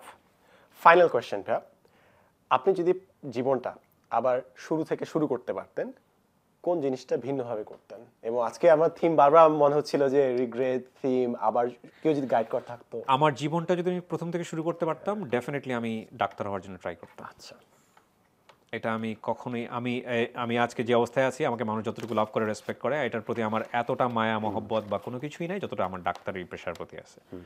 আমি ডেফিনেটলি ডাক্তার হইতাম, এবং আমি জানি না আমার সম্মান কোন দিকে যাইতো, বাট ওইটাই আমার মনে হতো যে আমার হাতে পৃথিবীর সবচেয়ে জটিলতম ইঞ্জিনে আমি কাজ করি, এবং সেখানে মিরাকল করা সম্ভব। Perfect, thank you so much Kibria ভাই আমাদেরকে এতটা সময় দেওয়ার জন্য। আমি জানি আপনার অনেক ব্যস্ততা, বাট আমার ভালো লাগছে। আমি আজকে কোনো কাজই রাখিনি তোমার এই পডকাস্ট করার জন্য। Seriously so much. ইদানিং আমি কাজ কমাই দিচ্ছি আরো, মানে একটু জিম টিম করি একটু, হয়তো বুঝতে পারছি যে ব্রিথ একটু কমে গেছে। হ্যাঁ, সো লাইফে যে জিনিসগুলো আসলে valuable. I feel good, I feel really good. Thank you so much ভাই আমাদেরকে সময় দেওয়ার জন্য। আর অনেকগুলো কোয়েশ্চেন ছিল, যদি আরেকদিন আপনার সাথে দেখা সাক্ষাৎ হয় আমরা ইনশাআল্লাহ আড্ডা দিব। সো দর্শক, থ্যাংক ইউ সো মাচ আমাদের সাথে থাকার জন্য। আর যে কিবরিয়া ভাই অলওয়েজ আপনাদের সামনে কন্টেন্ট আনছে, যদি তাকে কোনো কিছু জানানো দরকার ছিল আপনি পারলে কমেন্ট সেকশনে বলতে পারেন। ভাইয়া যাওয়ার আগে ফাইনালি আমরা বলতে চাচ্ছি না যে সাবস্ক্রাইব করেন, লাইক করেন, এগুলো কোনো দরকার নেই। যাওয়ার আগে যে জানি যে আর যে কিবরিয়া চান যে সবাই ডাক্তার হন, বাট এর বাইরে যদি কিছু বলতে চান কোনটা? ওকে, না ফাইন, শুধু একটা কথাই বলবো, সেটা হচ্ছে যে প্রত্যেকটা মানুষই অপার সম্ভাবনাময়। আমরা ভুল শুদ্ধ মিলিয়েই মানুষ। দুইটা জিনিস করব না, একটা হচ্ছে জাজমেন্টাল হওয়ার চেষ্টা করব না। কেউ যদি কোনো ভুল করে বা কোনো কিছু করে, যেগুলো বলতেছি সেটা আমি নিজেকে সহই প্রার্থনা করতেছি, বিষয়টা এরকম না যে আমি এগুলো প্র্যাকটিস করি। আর 2 নম্বর হচ্ছে যে আপনি যেটাতে বেস্ট আপনি সেটাই করেন, কারণ পুরো পৃথিবীটাই হচ্ছে একটা বৈচিত্র্যময় বাগানের মতো। এখানে এক জাতীয় ফুল না, হাজার রকমের ফুল ফোটে, এবং প্রত্যেকটা ফুলই ইউনিক। সো আপনি এখানে আরেকজনের মতো কেন হবেন? সৃষ্টিকর্তা তো আপনাকে আপনার মতো করে বানাইছে, আপনাকে ইউনিক করে বানাইছে। সো আপনি আপনার ইউনিকনেসটা আবিষ্কার করেন, আপনি আপনার মতো হন, পুরো পৃথিবী আপনাকে এক নামে চিনে নেবে, সেটা যেই পেশাই হোক না কেন, যাই হোক না কেন। Thank you so much. Beautiful. Thank you so much. That's a wrap. Thank you so much. Thank you so much. Perfect.